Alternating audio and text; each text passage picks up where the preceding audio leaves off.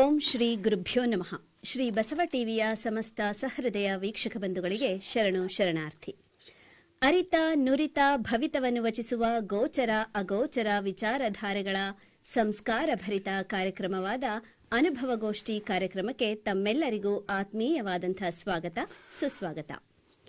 ಅನುಭವಿಗಳ ಅನುಭಾವದಿಂದ ಹುಟ್ಟಿ ನುಡಿಮಣಿಯ ಮಾಲೆಯಿಂದ ಭವಿತದ ಭವಬಂಧನದ ಬವಣೆಗಳ ಬಗ್ಗೆ ಚಿಂತಿಸಿ ವಚಿಸಿ ಲೋಕ ಕಲ್ಯಾಣಕ್ಕಾಗಿ ತಮ್ಮ ಒಂದು ಚಿಂತನೆಯನ್ನ ನೀಡಿದಂಥದ್ದು 12ನೇ ಶತಮಾನದಲ್ಲಿ ಶರಣರಿಂದ ಸ್ಥಾಪಿತವಾದಂಥ ಅನುಭವ ಮಂಟಪ. ಆ ಅನುಭವ ಮಂಟಪವನ್ನೇ ಮಾದರಿಯನ್ನಾಗಿಟ್ಕೊಂಡು ರಚನೆಯಾದದ್ದೇ ನಮ್ಮ ಈ ಅನುಭವಗೋಷ್ಠಿ ಕಾರ್ಯಕ್ರಮ. ಈ ಅನುಭವಗೋಷ್ಠಿ ಕಾರ್ಯಕ್ರಮದಲ್ಲಿ ಚರ್ಚೆಗೆ ತೆಗೆದುಕೊಳ್ಳುವಂತಹ ವಿಚಾರದ ಮುಖೇನ ಸುಸ್ಥಿರ ಸಮಾಜವನ್ನು ನಿರ್ಮಾಣ ಮಾಡುವತ್ತ ತಮ್ಮೆಲ್ಲರನ್ನು ಚಿಂತನೆಗೊಳಪಡಿಸುವ ಒಂದು ಸಂಸ್ಕಾರ ಭರಿತ ಕಾರ್ಯಕ್ರಮ ಈ ಅನುಭವಗೋಷ್ಠಿ ಕಾರ್ಯಕ್ರಮ. ಇಂದಿನ ಈ ಅನುಭವಗೋಷ್ಠಿ ಕಾರ್ಯಕ್ರಮದ ಈ ಸಂಚಿಕೆಯಲ್ಲಿ ಚರ್ಚೆಗೊಳಪಟ್ಟಂಥ ವಿಚಾರ ಯಾವುದಿರಬಹುದು, ಆ ವಿಚಾರದ ಮುಖೇನ ತಮ್ಮೆಲ್ಲರಿಗೂ ಯಾವ ರೀತಿಯ ಒಂದು ಚಿಂತನೆ ಒಡಮೂಡಬಹುದು ಅನ್ನೋಂಥ ವಿಚಾರವನ್ನು ತಿಳಿದುಕೊಳ್ತಾ ಇಂದಿನ ಕಾರ್ಯಕ್ರಮವನ್ನು ಆರಂಭಿಸೋಣ. ಕಾವೇರಿಯನ್ನು ಹರಿಯಲು ಬಿಟ್ಟು ವಿಶ್ವೇಶ್ವರಯ್ಯ ಶ್ರಮ ಪಡದಿದ್ದರೆ,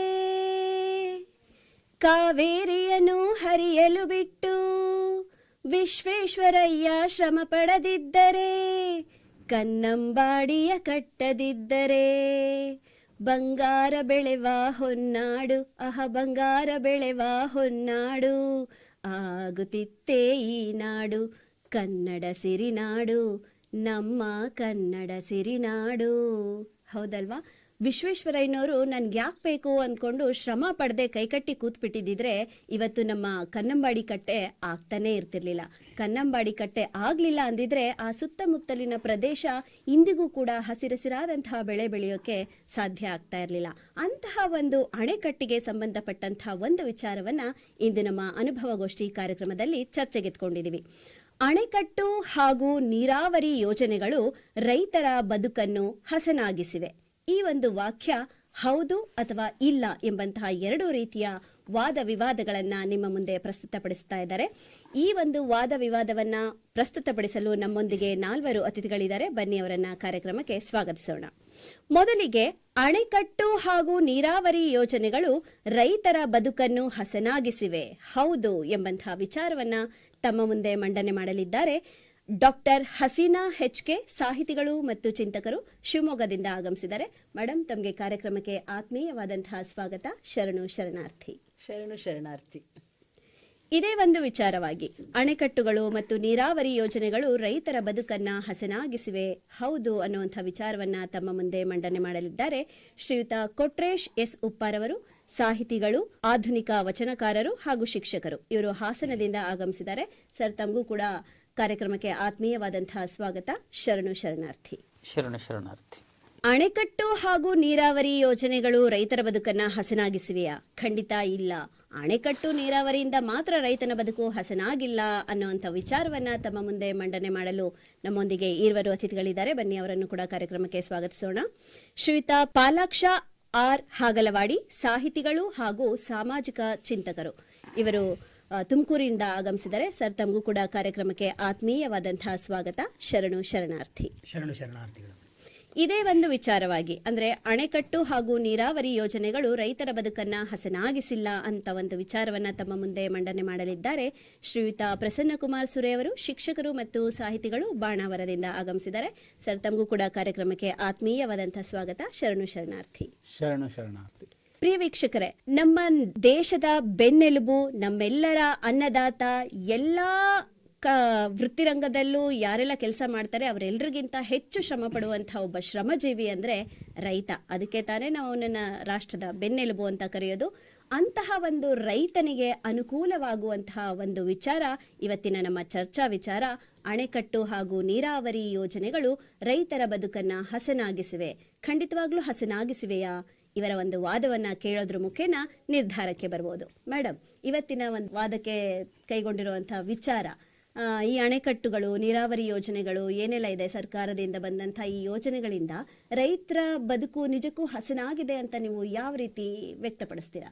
ಶ್ರೀ ಬಸವ ವಾಹಿನಿಯ ಸಮಸ್ತ ಸಹೃದಯ ವೀಕ್ಷಕರಿಗೆ ಶರಣಾರ್ಥಿಗಳು. ಒಂದು ಸಂದರ್ಭೋಚಿತವಾದಂತಹ ವಿಷಯವಾದ ಆಯ್ಕೆ ಆಗಿದೆ ಇವತ್ತು. ಅಣೆಕಟ್ಟುಗಳು ಮತ್ತು ನೀರಾವರಿ ಯೋಜನೆಗಳು ಇವತ್ತಿನ ಪರಿಸ್ಥಿತಿಗೆ ಏನು ಈ ಅತಿವೃಷ್ಟಿ ಅನಾವೃಷ್ಟಿ ಇದೆಲ್ಲ ಹೇಳ್ತೀವಿ, ಇದ್ದಕ್ಕಿದ್ದಂಗೆ ಮಳೆ ಬರುತ್ತೆ, ಇಲ್ದಿದ್ರೆ ಬರದೇ ಇದ್ರೆ ಬರದೇ ಇಲ್ಲ, ಈ ತರದೆಲ್ಲ ಸಂದರ್ಭವನ್ನ ನಾವು ನೆನಪಿಗೆ ತಗೊಂಡ್ರೆ ಇವತ್ತಿನ ಸಂದರ್ಭದಲ್ಲಿ ಅಣೆಕಟ್ಟುಗಳು ಮತ್ತು ನೀರಾವರಿ ಯೋಜನೆಗಳು ರೈತರ ಬದುಕಿನ ಜೀವನಾಡಿಗಳು ಅಂಥೇಳಿ ಕರಿಬೋದು. ಯಾಕೆ ಅಂತಂದ್ರೆ ಅಣೆಕಟ್ಟುಗಳು ಮತ್ತು ನೀರಾವರಿ ಯೋಜನೆಗಳು ಇವತ್ತಿನ ಈ ಸಂದಿಗ್ಧ ಪರಿಸ್ಥಿತಿಯಲ್ಲಿ, ಅಂದರೆ ಇವತ್ತು ನೋಡಿ, ವರ್ಷ ಇಡೀ ಮಳೆಗಾಲ, ಇಲ್ಲಾಂದರೆ ವರ್ಷ ಇಡೀ ಬೇಸಿಗೆಗಾಲ, ಇಲ್ಲಾಂದರೆ ಯಾವಾಗಲೂ ಮಳೆ ಬರುತ್ತೆ, ಯಾವಾಗಲೂ ಬೇಸಿಗೆ ಆಗಿರುತ್ತೆ.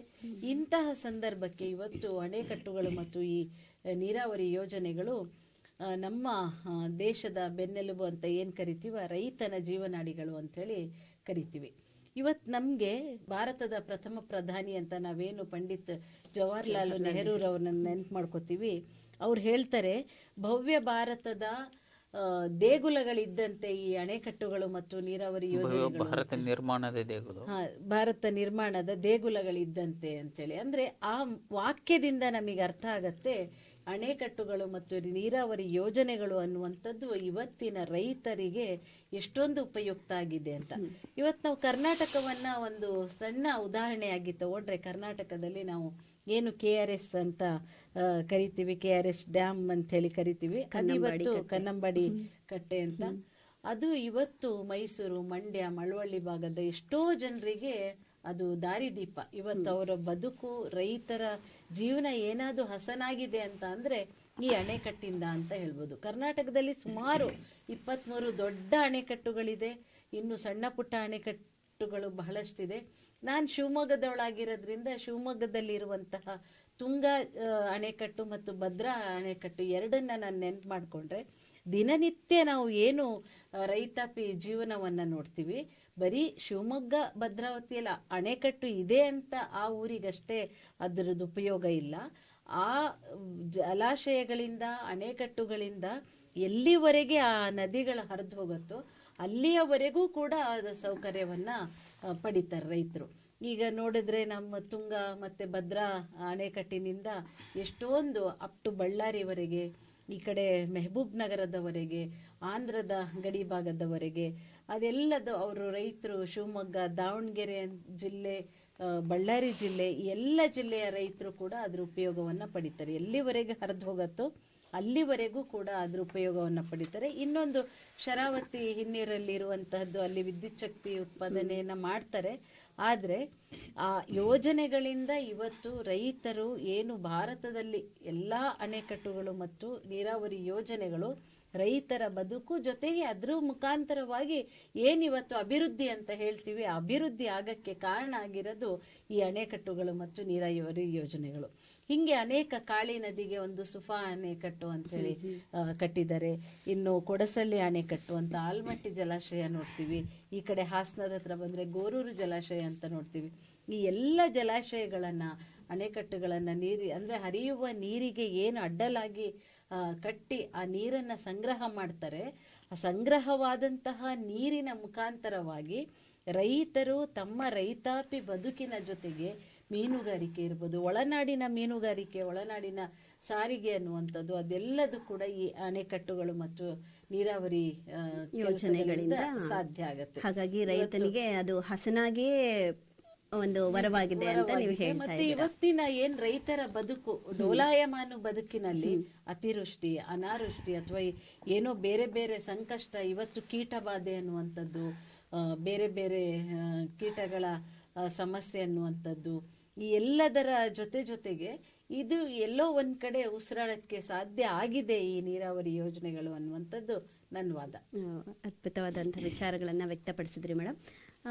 ಹಸೀನಾ ಮೇಡಮ್ ರವರ ಒಂದು ವಾದವನ್ನು ಕೇಳಿದಾಗ ಈ ನೀರಾವರಿ ಯೋಜನೆಗಳಿರ್ಬೋದು ಅಥವಾ ಅಣೆಕಟ್ಟುಗಳನ್ನು ಏನಕ್ಕೆ ಕಟ್ಟಿದ್ರೋ ಆ ಅಣೆಕಟ್ಟುಗಳಿಂದ ಹಲವಾರು ರೈತರು ಪ್ರಯೋಜನಗಳನ್ನು ಪಡ್ಕೊಂಡಿದ್ದಾರೆ. ಬೆಳೆನೇ ಬೆಳೆಯೋಕ್ಕಾಗದಂತಹ ಭೂಮಿಯಲ್ಲಿ ಈ ನೀರಾವರಿ ಯೋಜನೆಗಳಿಂದ ಬಂದಂಥ ನೀರನ್ನು ಬಳಕೆ ಮಾಡಿಕೊಂಡು ಬೆಳೆ ಬೆಳೆದಿರುವಂಥ ಎಷ್ಟೋ ನಿದರ್ಶನಗಳಿದೆ.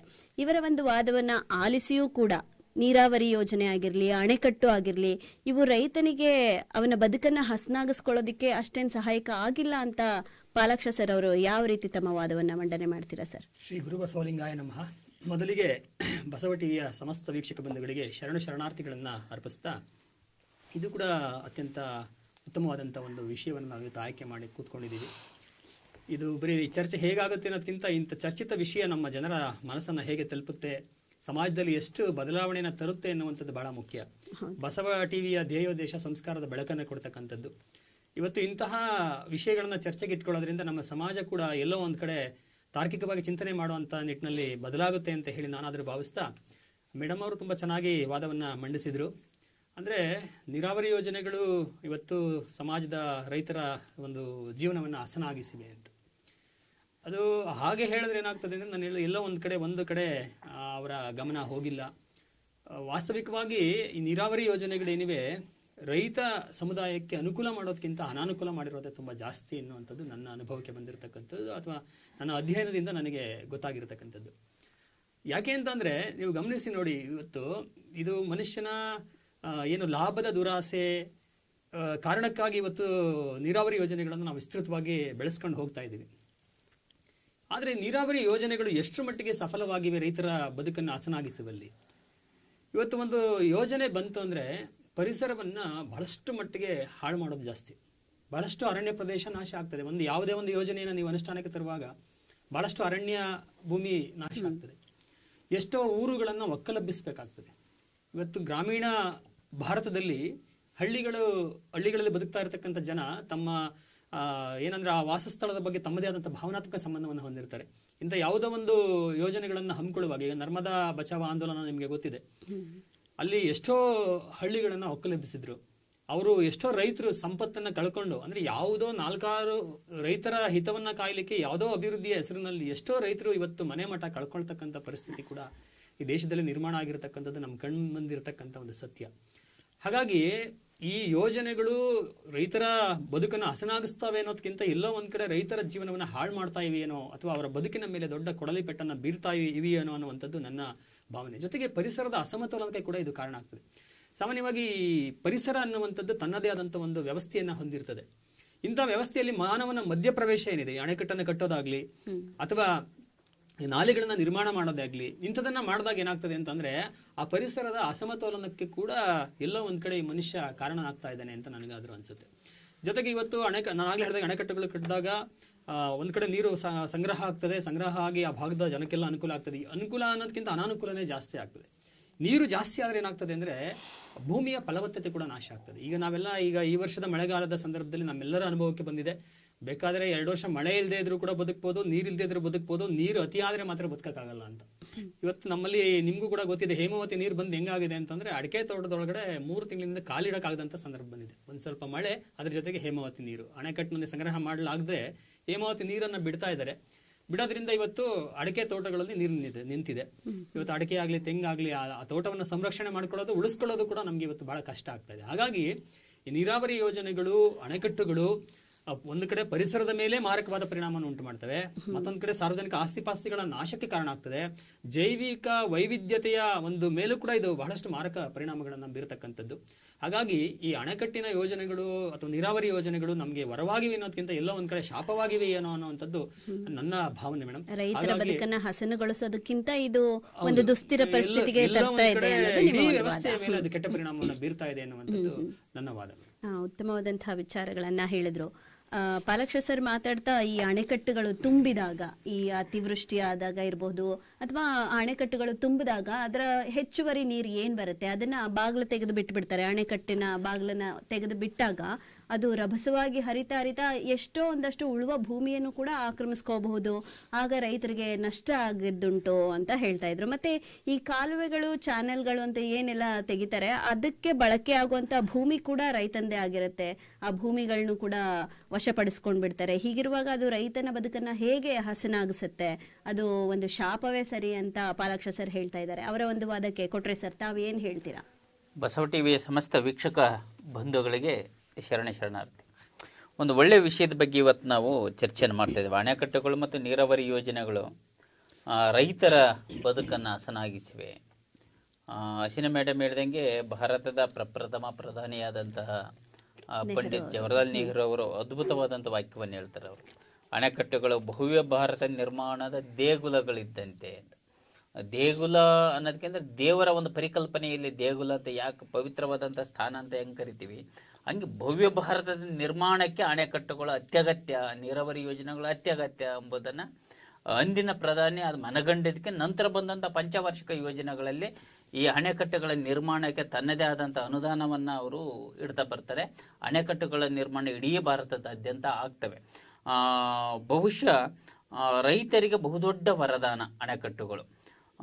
ಇವು ಮೇಡಮ್ ಹೇಳ್ತಾ ಇದ್ರು, ಸಾಕಷ್ಟು ಜಲಾಶಯಗಳನ್ನ ಹೇಳಿದ್ರು. 23ಕ್ಕೆ ಹೆಚ್ಚು ಡ್ಯಾಮ್ಗಳು ಇದ್ದಾವೆ. ಅವು ಹೆಸರಾಂತ ಡ್ಯಾಮ್ಗಳು. ಇನ್ನು ಚಿಕ್ಕ ಪುಟ್ಟ ಸಾಕಷ್ಟು ಡ್ಯಾಮ್ಗಳು ಇದ್ದಾವೆ. ನಮ್ಮ ಹಾಸನದೊಳಗೆ ಬಂದ್ರೆ 3 ಡ್ಯಾಮ್ಗಳನ್ನು ನಾವು ನೋಡ್ತೀವಿ. ಒಂದು ಹೇಮಾವತಿ ಜಲಾಶಯ ಇದೆ, ಆ ಕಡೆ ಬಂದರೆ ವಾಟೆಹೊಳೆ ಜಲಾಶಯ ಇದೆ, ಯಗಚಿ ಜಲಾಶಯ ಇದೆ ಬೇಲೂರು ತಾಲೂಕಲ್ಲಿ.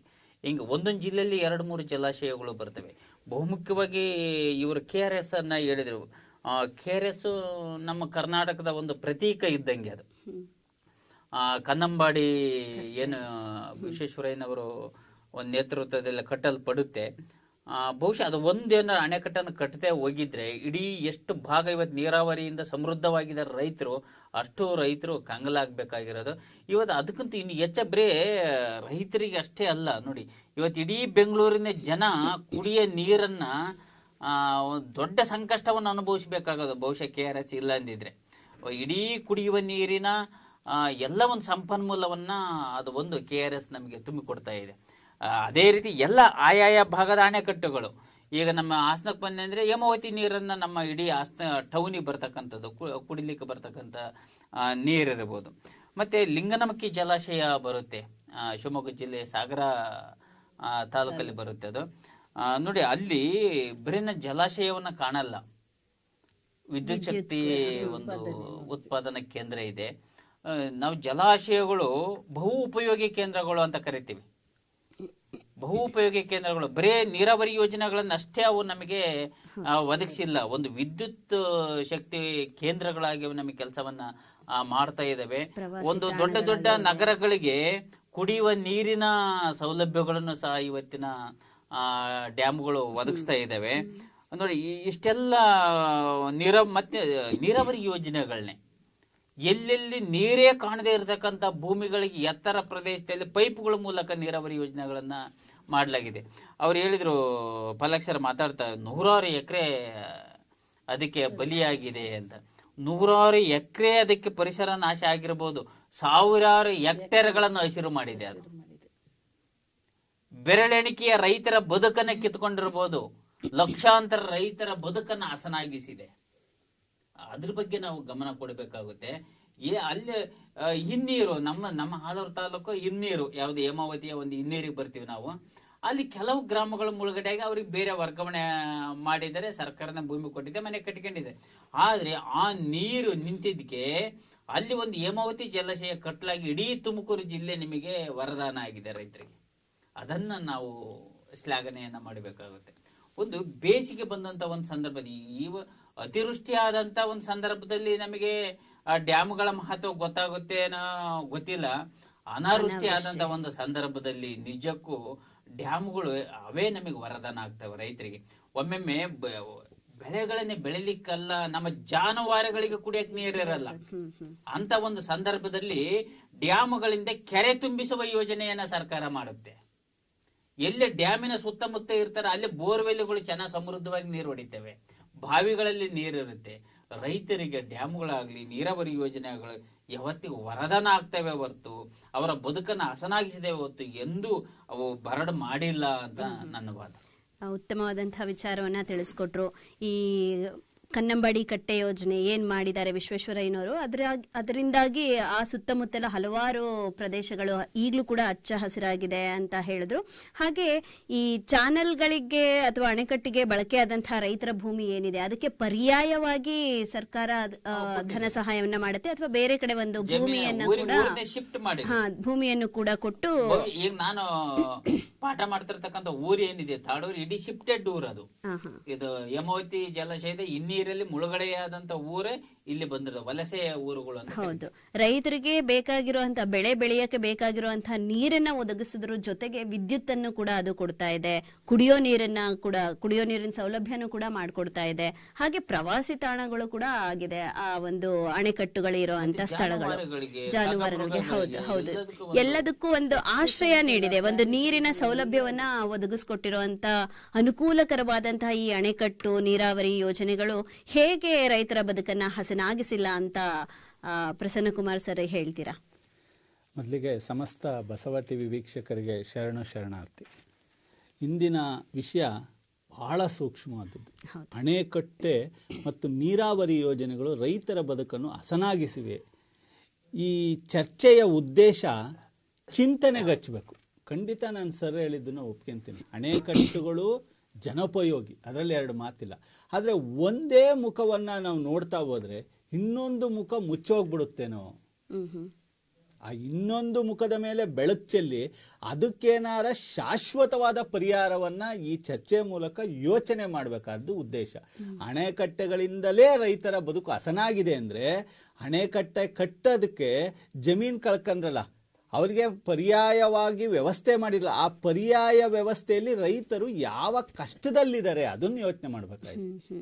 ಅಣೆಕಟ್ಟೆ ಲಕ್ಷಾಂತರ ಹೆಕ್ಟೇರ್ಗಳು ಜಮೀನುಗಳಿಗೆ ನೀರು ಉಣಿಸಿ ಹಸಿರು ಮಾಡಿರ್ಬೋದು, ಆದರೆ ಸಾವಿರಾರು ಎಕರೆ ಕಳ್ಕೊಂಡ್ರಲ್ಲ ಸಣ್ಣ ಸಣ್ಣ ರೈತರು. 1 ಎಕರೆ 2 ಎಕರೆ 5 ಎಕರೆ ಇದ್ದಂಥ ರೈತ ಇವತ್ತು ತನ್ನ ಆ ಜೀವನೋಪಯೋಗಿಯಾದಂಥ ಜಮೀನನ್ನು ಕಳ್ಕೊಂಡು ಇನ್ನೊಂದು ಜಾಗಕ್ಕೆ ಹೋಗ್ಲಾರ್ದಲ್ಲಿ ಅವನು ಅನುಭವಿಸುವ ಸಂಕಷ್ಟಗಳಿದಾವಲ್ಲ, ಅವ್ರ ಮೇಲೆ ನಾವು ಬೆಳಕು ಚೆಲ್ಲಬೇಕಾಗಿದೆ. ಹುಟ್ಟೂರನ್ನ ಆಮೇಲೆ ಅಲ್ಲೂ ಹೊಸ ಜಾಗಕ್ಕೆ ಹೋಗಿ ಹೊಸ ಜೀವನ ಕಟ್ಕೋಬೇಕಾದ್ರೆ ಆತ ಎದುರಿಸ್ಬೇಕಾದಂತಹ ಪರಿಸ್ಥಿತಿಗಳ ಬಗ್ಗೆ ನಾವು ಯೋಚಿಸ್ಬೇಕಾಗಿದೆ. ಈ ಅಣೆಕಟ್ಟೆ ಖಂಡಿತವಾಗ್ಲೂ ಅದರಿಂದಲೇ ರೈತರು ಹಸನಾಗಿದೆಯಾ ಜೀವನ? ಎಷ್ಟು % ರೈತರ ಜೀವನ ಹಸನಾಗಿದೆ? ಅಣೆಕಟ್ಟೆ ನೀರುಗಳು ಎಷ್ಟು % ರೈತರಿಗೆ ಸಿಗ್ತಾ ಇದೆ? 100% ರೈತರಿಗೂ ಸಿಗ್ತಾ ಇದೆಯಾ? 30 - 35 - 40% ರೈತರಿಗೆ ಅಣೆಕಟ್ಟೆ ನೀರು ಸೌಲಭ್ಯ ಸಿಗ್ತದೆ. ಇನ್ನುಳಿದಂಥ 60% ರೈತರು ಜೀವನ ಮಾಡ್ತಾ ಇಲ್ವೇ? ಸೊ ಹಾಗಾಗಿ ನಾವು ಜಮೀನು ಕಳ್ಕೊಂಡಂಥ ರೈತರು ಮತ್ತು ಅಣೆಕಟ್ಟೆಯಿಂದ ಜೈವಿಕ, ರಾಸಾಯನಿಕ, ಭೌತಿಕ ಗುಣಲಕ್ಷಣಗಳ ಮೇಲೆ ಪರಿಣಾಮ ಆಗುತ್ತಲ್ಲ, ಅದ್ರ ಬಗ್ಗೆ ನಮ್ಮ ಚಿಂತನೆಗಳು ಹೋಗ್ಬೇಕಾಗಿದೆ. ಅಣೆಕಟ್ಟೆ ಕಟ್ಟಿ ನಾವು ನೀರಾಯಿಸ್ತು ಸರಿ, ಎಲ್ಲ ಸರಿ, ಅದರಿಂದ ಅನುಕೂಲ ಆಗ್ತಾಯಿದೆ. ಖಂಡಿತ ಇವತ್ತು ಆಹಾರದಲ್ಲಿ ನಾವು ಸ್ವಾವಲಂಬನೆ ಮಾಡೋದಕ್ಕೆ ಅದು ಒಂದು ಕಾರಣನೇ. ಆದರೆ ಅದರಿಂದ ಆಗುವಂಥ ಪರಿಣಾಮಕ್ಕೆ ನಾವು ಇನ್ನೂ ಶಾಶ್ವತವಾದ ಒಂದು ವ್ಯವಸ್ಥೆಯನ್ನು ಆ ನಿಟ್ಟಿನಲ್ಲಿ ನಾವು ಯೋಚಿಸೇ ಇಲ್ಲ. ಅದ್ರ ಮೇಲೆ ನಾವು ಮಾಡಬೇಕಾಗಿದೆ. ಮತ್ತು ಅಣೆಕಟ್ಟೆಯ ಗೋಡೆಗಳಿಂದ ಮೀನುಗಳು ವಲಸೆ ಹೋಗೋದನ್ನು ನಿರ್ಬಂಧ ಆಗ್ತಾ ಇದೆ. ಮೀನುಗಳು ಸಹಿತ ಜಲಚರ ಪ್ರಾಣಿಗಳ ತಾಪಮಾನದಲ್ಲಿ ಬದಲಾವಣೆ ಆಗ್ತಾ ಇದೆ. ರಾಸಾಯನಿಕ ಸಂಯೋಜನೆಗಳು ವಿಕಸನಗೊಂಡು ಜಲಸಸ್ಯಗಳು ಮತ್ತು ಪ್ರಾಣಿಗಳಿಗೆ ಇವು ಸೂಕ್ತವಾದ ಪರಿಸ್ಥಿತಿಯನ್ನು ಇವನ್ನೆಲ್ಲ ನಾವು ಯೋಚಿಸ್ಬೇಕಾಯ್ತು. ಈ ಅಣೆಕಟ್ಟೆಗಳು ಒಂದೇ ರೈತರ ಬದುಕನ್ನು ಹಸನ ಮಾಡ್ತು, ಮತ್ತು ಇನ್ನುಳಿದಂಥ ಪರಿಣಾಮ ಬಗ್ಗೆ ಯೋಚಿಸ್ತಾರೆ ಯಾರು? ಮುಳುಗಡೆಯಾದ ಪ್ರದೇಶದ ರೈತರಿಗೆ ಸೂಕ್ತವಾದ ಜೀವನವನ್ನು ಕಟ್ಕೊಡೋರು ಯಾರು? ಅಲ್ಲಿ ಸಿಕ್ಕಂತಹ ನೋಡಿ, ಇಲ್ಲಿ ಫಲಬದ್ಧವಾದ ಒಂದು ಬದುಕನ್ನು ಸಾಂಪ್ರದಾಯಿಕಬದ್ಧವಾಗಿ ನಾವು ಬದುಕ್ತಿದ್ದಂಥ ಜಾಗವನ್ನು ಬಿಟ್ಟು ನಾನು ಅಲ್ಲಿ ಹೋಗಲೇಬೇಕಾಗುತ್ತೆ ದೇಶಕ್ಕಾಗಿ ಮತ್ತು ಸಮಾಜಕ್ಕೆ ಕೊಡುಗೆ ಕೊಡು. ಆದರೆ ಹೋಗಿದ್ದಕ್ಕೆ ಅವನಿಗೇನು ಸಿಕ್ತು?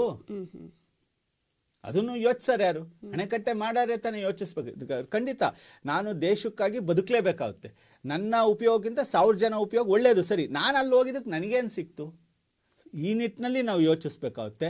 ಮತ್ತು ಭೂಮಿಯನ್ನು ಕಳ್ಕೊಂಡವರು ಇವತ್ತು ಯಾವ ಸ್ಥಿತಿಲಿದ್ದಾರೆ?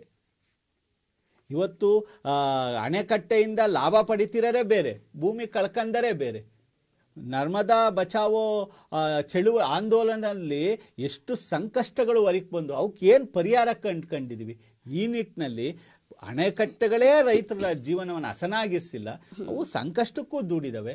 ಅದನ್ನು ನಾವು ಯೋಚಿಸಬೇಕಾದಂಥ ಕಾಲಘಟ್ಟದಲ್ಲಿ ನಾವು ಇದೀವಿ ಅನ್ನೋದು ನನ್ನ ಉತ್ತಮವಾದಂಥ ವಿಚಾರಗಳನ್ನು ತಿಳಿಸ್ಕೊಟ್ರು. ಈ ಅಣೆಕಟ್ಟೆ ಮತ್ತು ನೀರಾವರಿ ಯೋಜನೆಗಳು ಎಷ್ಟೆಲ್ಲ ರೈತನಿಗೆ ಸಹಾಯಕವಾಗಿದೆ, ಅವನ ಬದುಕನ್ನು ಹಸನಾಗಿಸುವತ್ತ ಯಾವ ರೀತಿ ಅವು ತನ್ನ ಪಾತ್ರವನ್ನು ವಹಿಸ್ತಾ ಇದೆ, ಅದರ ಇನ್ನೊಂದು ಮುಖವನ್ನು ಕೂಡ ನಮ್ಮ ಪ್ರಸನ್ನ ಕುಮಾರ್ ಸುರೇಸರ್ ಅವರು ಪರಿಚಯ ಮಾಡಿಕೊಟ್ರು. ಅವರು ಹೇಳಿದ್ದು ಜಲಚರಗಳಿಗೆ ಮಾರಕ ಆಗ್ತಾ ಇದೆ ಅದು ಅಂತ. ಒಂದು ಕಡೆಯಿಂದ ಮತ್ತೊಂದು ಕಡೆಗೆ ಮೀನುಗಳು ಹೋಗ್ಲಿಕ್ಕೆ ಆಗ್ತಾ ಇಲ್ಲ, ವಲಸೆ ಹೋಗ್ಲಿಕ್ಕೆ ಆಗ್ತಾ ಇಲ್ಲ ಅಂತ. ಇದು ಹೇಗಾಯ್ತಪ್ಪ ಅಂದರೆ, ಮನೆಗೆ ಮಾರಿ ಊರಿಗೆ ಉಪಕಾರಿ ಅಂತ ಹೇಳ್ತೀವಲ್ಲ, ಹಾಗೆ ನನ್ನೊಂದಷ್ಟು ಜಮೀನ ಕೊಟ್ಬಿಟ್ಟು ನಾನು ಸಾವಿರಾರು ರೈತರಿಗೆ ಅವರ ಒಂದು ಬದುಕನ್ನು ಹಸನು ಮಾಡಿಸ್ಕೊಡೋದಕ್ಕೆ ಹೋದೆ. ಆದರೆ ನನಗೇನು ಸಿಕ್ತು ಅಲ್ಲಿ, ಜಮೀನನ್ನು ಕಳ್ಕೊಂಡಂತಹ ರೈತನಿಗೆ ಏನು ಸಿಕ್ತು ಅಲ್ಲಿ ಅನ್ನೋ ಒಂದು ವಿಚಾರವನ್ನ ಅವರು ಪ್ರಸನ್ನ ಸರ್ ಅವರು ಹೇಳಿದ್ರು. ಅವರ ಒಂದು ವಾದಕ್ಕೆ ಹಸೀನಾ ಮೇಡಮ್ ತಾವು ಏನು ಹೇಳ್ತೀರಾ? ಪ್ರಸನ್ನ ಕುಮಾರ್ ಸರ್ ಎಲ್ಲೋ ಅದೇ ಸ್ವಲ್ಪ ಇದಿದ್ದಾರೆ, ಅಂದ್ರೆ ಈ ಅಣೆಕಟ್ಟುಗಳು, ನೀರಾವರಿ ಯೋಜನೆಗಳು ಏನು ರೈತರು ಇದು ಸ್ವಲ್ಪ ಮಾಡಿಲ್ಲ, ಬೇರೆದಕ್ಕೆಲ್ಲ ತೊಂದರೆ ಮಾಡ್ತಿದ್ದೇವೆ ಅಂತ. ಖಂಡಿತ ಹಾಗಿಲ್ಲ. ನಮ್ಮಲ್ಲೇ ಅಲ್ಲಿ ನಮ್ಮ ತೀರ್ಥಹಳ್ಳಿಲಿ ಒಂದು ಇಡೀ ಒಂದು ನಗರ ಇದೆ, ಇಂದಿರಾನಗರ, ಜಟ್ಪಟ್ ನಗರ ಅಂತ. ಅದೆಲ್ಲ ಏನಂತಂದ್ರೆ ವರಾಹಿ ಡ್ಯಾಮ್ ಅಂತೇಳಿ ಡ್ಯಾಮ್ ಕಟ್ಟಬೇಕಾದ್ರೆ ಎಲ್ಲ ಜನ ಮತ್ತಿಗ, ಯಡೂರು, ಆ ಕಡೆ ಪ್ಲೇಸ್ ಅವರಿಗೆಲ್ಲ ಶಿಫ್ಟ್ ಮಾಡಿದ್ರು. ಅವರೆಲ್ಲ ಹಳ್ಳಿಲಿ ಇರ್ತಿದ್ರೆ, ಇವಾಗ ಅವ್ರು ಏನಾಗಿರ್ತಿದ್ರು, ಏನು ಇರ್ತಿದ್ದಿಲ್ಲ. ಅವ್ರು ಏನು ಅವ್ರದ್ದು ಅದೇ ಇರೋ 2 ಎಕರೆ ಜಮೀನು, ಅರ್ಧ ಎಕರೆ ಜಮೀನು ಅಷ್ಟು ಇಟ್ಕೊಂಡಿರ್ತಿದ್ರು. ಬಿಟ್ರೆ ಅವ್ರೇನು ಇವತ್ತು ಏನು ಇದಾರಲ್ಲ ಅದಾಗ್ತಿರ್ಲಿಲ್ಲ. ಇವತ್ತು 3 ಫ್ಲೋರ್ ಮನೆ ಇದೆ, ಸರ್ಕಾರಿ ಉದ್ಯೋಗವನ್ನ ಕೊಟ್ಟಿದ್ದಾರೆ ಒಳಗಡೆ ಸಂತ್ರಸ್ತರಿಗೆ. ಅಲ್ಲಿ ಆ ಏರಿಯಾದವರು ಸರ್ ಜಟ್ಪಟ್ ನಗರ ಅಂತ ಆಯ್ತು, ರಾತ್ರಿ ಬೆಳಗಾಗದ್ರೊಳಗೆ ಅದಕ್ಕೆ ಜಟ್ಪಟ್ ನಗರ ಅಂತ, ಇಂದಿರಾ ನಗರ ಅಂತ ಹೇಳಿ ಅಲ್ಲಿ ಜನ ಶಿಫ್ಟ್ ಮಾಡಿದ್ರು. ಜಟ್ಪಟ್ ನಗರ ಅಂತ ವರಾಹಿ ಡ್ಯಾಮ್ ಯೋಜನೆಯಿಂದ ಏನವರು ರಾತ್ರಿ ಬೆಳಗಾಗೋದ್ರೊಳಗೆ ಕಟ್ಟಿದಂತ ಒಂದ್ ನಗರ, ಅದಕ್ಕೆ ಜಟ್ಪಟ್ ನಗರ ಅಂತ ಹೆಸರಿಟ್ರು. ಎಲ್ಲರೂ ಸರ್ಕಾರಿ ಉದ್ಯೋಗ ಕೊಟ್ಟಿದ್ದಾರೆ. ಇಲ್ಲಿ ಏನಂತಂದ್ರೆ ಯೋಜನೆಗಳು, ಅಣೆಕಟ್ಟು, ನೀರಾವರಿ ಇವ್ರು ಹೇಳ್ದಾಗೆ ಸಣ್ಣ ಪುಟ್ಟ ಯೋಜನೆಗಳಿಂದ ತೊಂದರೆ ಆಗಿಲ್ಲ. ಇನ್ನು ಬರೀ ರೈತರು ಇದು ಬದುಕಿನ ಜೊತೆಗೆ ಜನರ ಬದುಕು ಕೂಡ ಹಸನಾಯಿತು. ಯಾಕೆ ಅಂತಂದ್ರೆ ಮುಳುಗಡೆ ಸಂತ್ರಸ್ತರಿಗೆ ಉದ್ಯೋಗ ಅವಕಾಶ ಸಿಕ್ತು. ಅವರು ನಗರ ಜೀವನಕ್ಕೆ ಬಂದು ಇಲ್ಲಿ ಉದ್ಯೋಗಗಳನ್ನ ಕಂಡುಕೊಳ್ಳಕ್ಕೆ ಸಾಧ್ಯ ಆಯಿತು. ಆಮೇಲೆ ಈ ಅಣೆಕಟ್ಟುಗಳು, ನೀರಾವರಿ ಯೋಜನೆಗಳು ಸಣ್ಣ ಪುಟ್ಟ ಏನವರು ಹೇಳ್ತಿರೋ ಹಾಗೆ ಮೀನುಗಾರಿಕೆ, ಅದು ಒಂದು ಟೈಮು, ಅವೇನು ವರ್ಷ ಇಡೀ ಶಿಫ್ಟ್ ಆಗ್ತಿರ್ತಾವ.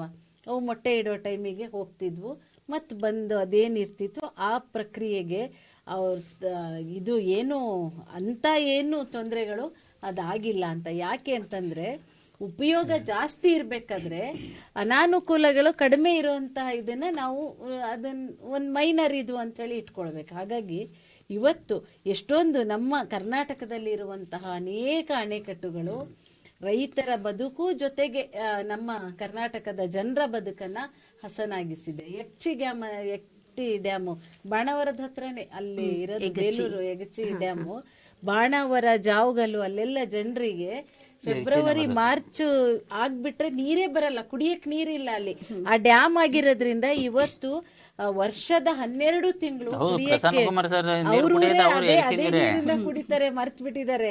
ಇವತ್ತೇನಂತಂದ್ರೆ ಆ ದಿನ ಬೆಳಗಾದ್ರೆ ಅವ್ರು ಅದೇ ಡ್ಯಾಮಿನ ನೀರ್ ಕುಡಿತಾರೆ. ಅಂದ್ರೆ ಇವತ್ತೆಲ್ಲಾ ಭಾಗದ ಜನರಿಗೆ ಅಣೆಕಟ್ಟುಗಳು ಮತ್ತೆ ನೀರಾವರಿ ಯೋಜನೆಗಳು ಬರೀ ರೈತರಿಗಷ್ಟೇ ಅಲ್ಲ, ರೈತರ ಜೊತೆಗೆ ಇಡೀ ಸಮುದಾಯದ ಬದುಕಿನ ಒಂದು ಸಹಭಾಗಿತ್ವದಲ್ಲಿ ಅದಿದೆ ಅಂತ ಹೇಳಿ ಹೇಳ್ತೀವಿ. ಈಗ ಎಲ್ಲ ಅಣೆಕಟ್ಟುಗಳು ಇವತ್ತು ಗೋರೂರು, ಹಿಡ್ಕಲ್ಲು, ಮಾರ್ಕೋನಹಳ್ಳಿ, ಸಾತ್ನೂರು, ವಾಣಿವಿಲಾಸ, ಹಾರಂಗಿ ಈ ತರದೆಲ್ಲ ನೋಡಿದ್ರೆ ಸುತ್ತಮುತ್ತ ಇರುವಂತಹ ರೈತರ ಜೊತೆಗೆ ಮೀನುಗಾರಿಕೆ, ವ್ಯಾಪಾರ, ವಾಣಿಜ್ಯ. ಇವತ್ತು ಸರ್ ಕೃಷಿ ಜೊತೆಗೆ ಏನು ಅಗ್ರೇರಿಯನ್, ನಾನ್ ಅಗ್ರೇರಿಯನ್ ಅಂತ ಕೃಷಿಯೇತರ ಚಟುವಟಿಕೆ ಅಂತ ಕರಿತೀವಿ, ವ್ಯಾಪಾರ ವಾಣಿಜ್ಯದ ಒಂದು ದೊಡ್ಡ ಇದು ಇರೋದು, ಸಹಕಾರ ಇರೋದು ಈ ಡ್ಯಾಮ್ಗಳಿಂದ. ಇವತ್ತು ರೈತರು ಏನ್ ಬೆಳಿತಾರೆ ಅದನ್ನ ವ್ಯಾಪಾರ ವಾಣಿಜ್ಯದ ಉದ್ದೇಶ ಏನಿದೆ, ಇವತ್ತು ಎಕನಾಮಿಕ್ ಸೆಕ್ಟರ್ ಅಂತ ಡೆವಲಪ್ ಆಗಿರೋದೇ ಈ ಅಣೆಕಟ್ಟಿಂದ. ಅದೊಂದು ಚೈನ್ ಲಿಂಕ್. ಹಾಗಾಗಿ ನಾವು ಈ ಮನುಷ್ಯನ ಬದುಕು, ರೈತರ ಬದುಕಿನ ಜೊತೆಗೆ ಇನ್ನೊಂದು ಸೆಕ್ಟರ್ ಏನು ನಾವು ವ್ಯಾಪಾರದ ಒಂದು ದೊಡ್ಡ ವರ್ಗ ಅಂತ ಕರಿತೀವಿ, ಆ ವ್ಯಾಪಾರದ ವರ್ಗದ ಉದಯ ಆಗಿರೋದು ಮತ್ತೆ ಬೆಳವಣಿಗೆ ಆಗ್ತಿರೋದು ಈ ಡ್ಯಾಮ್ಗಳಿಂದಾನೆ, ಅಣೆಕಟ್ಟುಗಳಿಂದ, ನೀರಾವರಿ ಯೋಜನೆಗಳಿಂದ ಅಂತ ತಮ್ಮ ಒಂದು ವಾದ. ಉತ್ತಮವಾದಂತಹ ವಿಚಾರಗಳನ್ನ ತಿಳಿಸ್ಕೊಟ್ರು. ಈ ಜಮೀನನ್ನ ಕಳ್ಕೊಂಡಿರೋ ಕಳ್ಕೊಂಡಿರುವಂಥ ಅಣೆಕಟ್ಟಿಗಾಗಿ ಜಮೀನನ್ನು ಕಳ್ಕೊಂಡಿರುವಂಥ ರೈತರಿಗೆ ಸರ್ಕಾರ ಉದ್ಯೋಗಗಳನ್ನು ಕೊಡೋದಿರ್ಬೋದು, ಅಥವಾ ಉದ್ಯೋಗಕ್ಕೆ ಮೀಸಲಾತಿಗಳಿಗಿದೆ.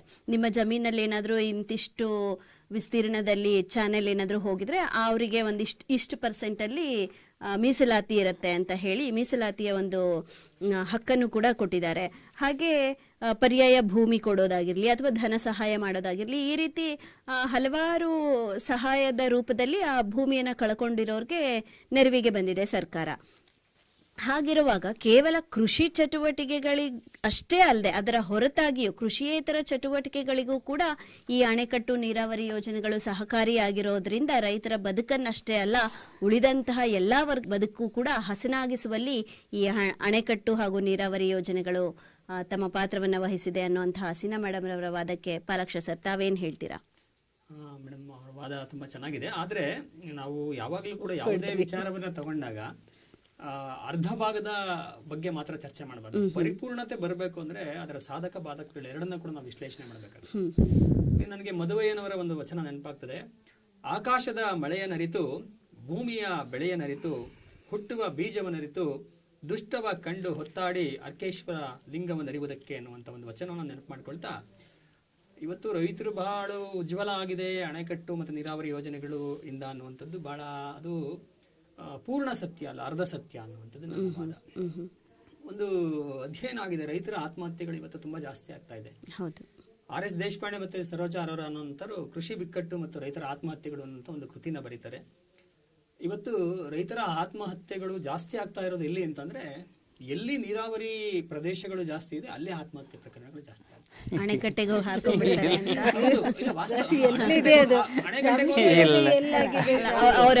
ಅವರ ವಾದ ಸಂಪೂರ್ಣ ಆಗಲಿ.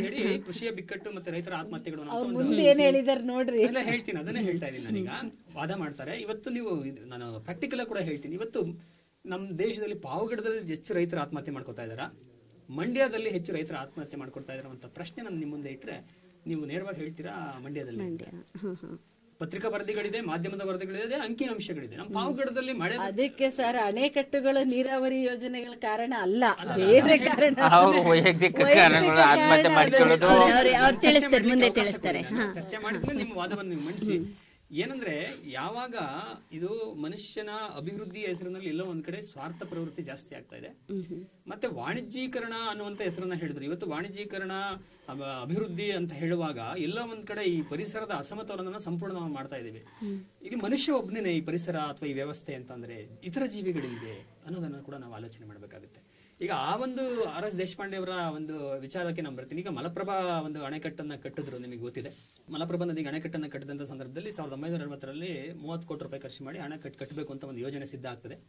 ಆದ್ರೆ ಅದು 1980 ಬಂದ್ರೆ 162 ಕೋಟಿ ರೂಪಾಯಿ ಖರ್ಚು ಮಾಡ್ತಾರೆ. 30 ಕೋಟಿಲಿ ಮುಗಿಬೇಕಾದಂತ ಯೋಜನೆ 62 ಕೋಟಿ ಖರ್ಚು ಮಾಡಿದ್ರು ಕೂಡ ಮುಗಿಯೋದು ಕಷ್ಟ ಆಗ್ತದೆ. ಅದಕ್ಕೆ ನಮ್ಮ ಈ ಆಡಳಿತ ವ್ಯವಸ್ಥೆ ನಿಧಾನಗತಿಯ ಕೆಲಸಗಳು ಕಾರಣ ಆಗ್ತದೆ. ಅಣೆಕಟ್ಟು ಕಟ್ತಾರೆ, ಕಟ್ಟಿದಾದ್ಮೇಲೆ ಅಲ್ಲಿ ನೀರಾವರಿ ವ್ಯವಸ್ಥೆಯನ್ನು ಕೂಡ ಕಲ್ಪಿಸ್ತಾರೆ. ಆದ್ರೆ ಆ ನೀರಾವರಿ ವ್ಯವಸ್ಥೆಯಿಂದ ಏನೂ ಕೂಡ ಲಾಭ ಆಗಲ್ಲ. ಯಾಕೆ ಲಾಭ ಆಗಲ್ಲ ಅಂದ್ರೆ ಅಲ್ಲಿ ಕಪ್ಪು ಮಣ್ಣಿರುತ್ತೆ, ಕಪ್ಪು ಭೂಮಿನಲ್ಲಿ ಹತ್ತಿ ಮತ್ತೆ ಕೆಲವೊಂದು ಬೆಳೆಗಳನ್ನ ಮಾತ್ರ ಬೆಳಿಲಿಕ್ಕೆ ಅವಕಾಶ ಇರುತ್ತೆ. ಆದ್ರೆ ಯಾವುದೇ ವಾಣಿಜ್ಯ ಬೆಳೆಗಳನ್ನ ಬೆಳಿಲಿಕ್ಕೆ ಸಾಧ್ಯ ಆಗಲ್ಲ. ಜೊತೆಗೆ ಆ ಒಂದು ಮಲಪ್ರಭಾ ನೀರನ್ನು ಹರಿಬಿಟ್ಟಾಗ ಭೂಮಿಯಲ್ಲಿ ಫಲವತ್ತತೆಯನ್ನು ಸಂಪೂರ್ಣವಾಗಿ ಕಳ್ಕೊಳ್ಳುತ್ತೆ. ಕ್ಷಾರ ಜಾಸ್ತಿಯಾಗಿ ನೀರಿನ ಫಲವತ್ತತೆ ಭೂಮಿಯ ಫಲವತ್ತತೆ ಕೂಡ ನಾಶ ಆಗ್ತದೆ. ಈ ಕಾರಣಕ್ಕಾಗಿ ಅಲ್ಲಿ ಮಲಪ್ರಭಾ ಪ್ರದೇಶದಲ್ಲಿ ಒಂದು ದೊಡ್ಡ ಹೋರಾಟವೇ ಕೂಡ ನಡೆಯುತ್ತೆ. ಹೋರಾಟ ನಡೆದು ಅಲ್ಲಿ ಬಹಳಷ್ಟು ಸಾವು ನೋವಿನ ಪ್ರಕರಣಗಳು ಕೂಡ ಕಾರಣ ಆಗ್ತವೆ. ಮತ್ತೆ ರೈತರ ಪ್ರತಿಭಟನೆಗಳು ಕೂಡ ಅಲ್ಲಿ ನಡೀತವೆ. ರೈತ ಹೋರಾಟದ ಇತಿಹಾಸವನ್ನು ನೋಡಿದಾಗ ಈ ಎಲ್ಲ ಅಂಶಗಳು ಕೂಡ ನಮಗೆ ಸಿಗ್ತವೆ.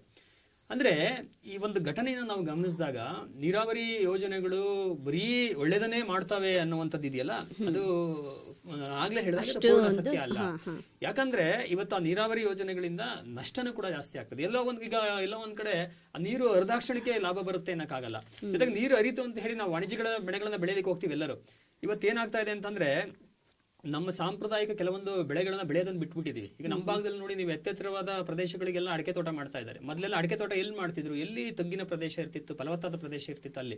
ಆದ್ರೆ ಇವತ್ತು ರಾಗಿ ಬೆಳೆಯೋರಿಲ್ಲ, ರಾಗಿ ದವಸ ಧಾನ್ಯಗಳು ನಮಗೆ ಸಿಗ್ತಾ ಇಲ್ಲ. ಇವತ್ತು ಬೆಳಿಲಿಕ್ಕೆ ಆಗದಂತ ಸ್ಥಿತಿಗೆ ಬಂದಿದೀವಿ. ಎಲ್ಲರೂ ನೋಡೋದು ನಮ್ದು ಅಡಿಕೆ ತೋಟ, ತೆಂಗಿನ ತೋಟ ಅನ್ನೋ ಮಟ್ಟಕ್ಕೆ ಬರ್ತಾ ಇದೀವಿ. ಇವತ್ತು ನಾವು ಆಲೋಚನೆ ಮಾಡಬೇಕು, ಅಡಿಕೆ ಒಂದನ್ನ ಬೆಳೆದು ನಾವು ಎಷ್ಟರ ಮಟ್ಟಿಗೆ ನಮ್ಮ ಜೀವನವನ್ನು ನಿರ್ವಹಣೆ ಮಾಡ್ಲಿಕ್ಕೆ ಸಾಧ್ಯ. ಮುಂದೆ ಎಲ್ಲರೂ ಕೂಡ ಹೀಗೆ ಮಾಡ್ತಾ ಹೋದ್ರೆ ನಮ್ಮ ದವಸ ಧಾನ್ಯಗಳನ್ನ ಬೆಳೆಯೋರು ಯಾರು? ಈ ತರದ ಚಿಂತನೆಗಳನ್ನ ಕೂಡ ಮಾಡಬೇಕಾಗುತ್ತೆ. ಮತ್ತೆ ಅದರ ಜೊತೆಗೆ ಪರಿಸರದ ಮೇಲೆ ಬಹಳಷ್ಟು ಮಾರಕ ಪರಿಣಾಮಗಳಿದೆ. ಅದನ್ನ ಬಹಳಷ್ಟು ಚಿಂತಕರುಗಳು ಕೂಡ ಅದನ್ನ ವ್ಯಕ್ತಪಡಿಸಿದ್ದಾರೆ, ಮಾಧ್ಯಮಗಳಲ್ಲಿ ಪ್ರಕಟ ಆಗಿದೆ, ಅದರ ಸಂಬಂಧಪಟ್ಟಂತೆ ಬೇಕಾದಷ್ಟು ಕೃತಿಗಳು ಕೂಡ ರಚನೆಯಾಗಿದೆ. ಹಾಗಾಗಿ ಈ ನೀರಾವರಿ ಯೋಜನೆಗಳು ಬಹುತೇಕ ರೈತರ ಬದುಕನ್ನು ಹಸನಾಗಿಸುವುದಕ್ಕಿಂತ ಹೆಚ್ಚಿನ ಮಟ್ಟಿಗೆ ಅವರ ಮೇಲೆ ಕೆಟ್ಟ ಪರಿಣಾಮಗಳನ್ನು ಉಂಟು ಮಾಡಿವೆ. ರೈತರ ಮೇಲೆ ಅಂತ ಪರಿಣಾಮಗಳನ್ನು ಬೀರುವುದರ ಜೊತೆಗೆ ಜೀವ ವೈವಿಧ್ಯತೆಯ ಮೇಲೆ, ಪರಿಸರದ ಮೇಲೆ, ಅರಣ್ಯ ಸಂಪನ್ಮೂಲದ ಮೇಲೆ ಬಹಳಷ್ಟು ಮಾರಕ ಪರಿಣಾಮಗಳನ್ನು ಉಂಟು ಮಾಡ್ತಾ ಇದೆ. ಇವತ್ತು ಎತ್ತಿನಹೊಳೆ ಯೋಜನೆ ಅಂತ ಒಂದು ಯೋಜನೆ ಮಾಡ್ತಾ ಇದ್ದಾರೆ, ನಿಮ್ಗೆ ಗೊತ್ತಿರಬಹುದು. ದಕ್ಷಿಣ ಕನ್ನಡದಿಂದ ಒಂದು ಎತ್ತಿನಹೊಳೆ ಯೋಜನೆ ಈ ಕಡೆ ತರ್ತಾ ಇದ್ದಾರೆ.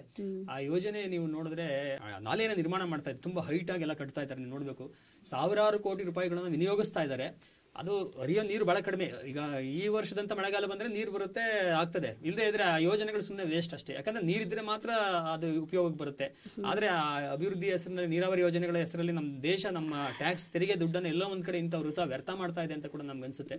ಹಾಗಾಗಿ ಬಹುತೇಕವಾಗಿ ಈ ಯೋಜನೆಗಳು ರೈತರ ಬದುಕನ್ನು ಹಸನಾಗಿಸಿಲ್ಲ, ಅದು ಸಂಪೂರ್ಣವಾಗಿ ಒಪ್ಪತಕ್ಕದ್ದಲ್ಲ ಅನ್ನೋದು ತಮ್ಮ ಒಂದು ವಾದ.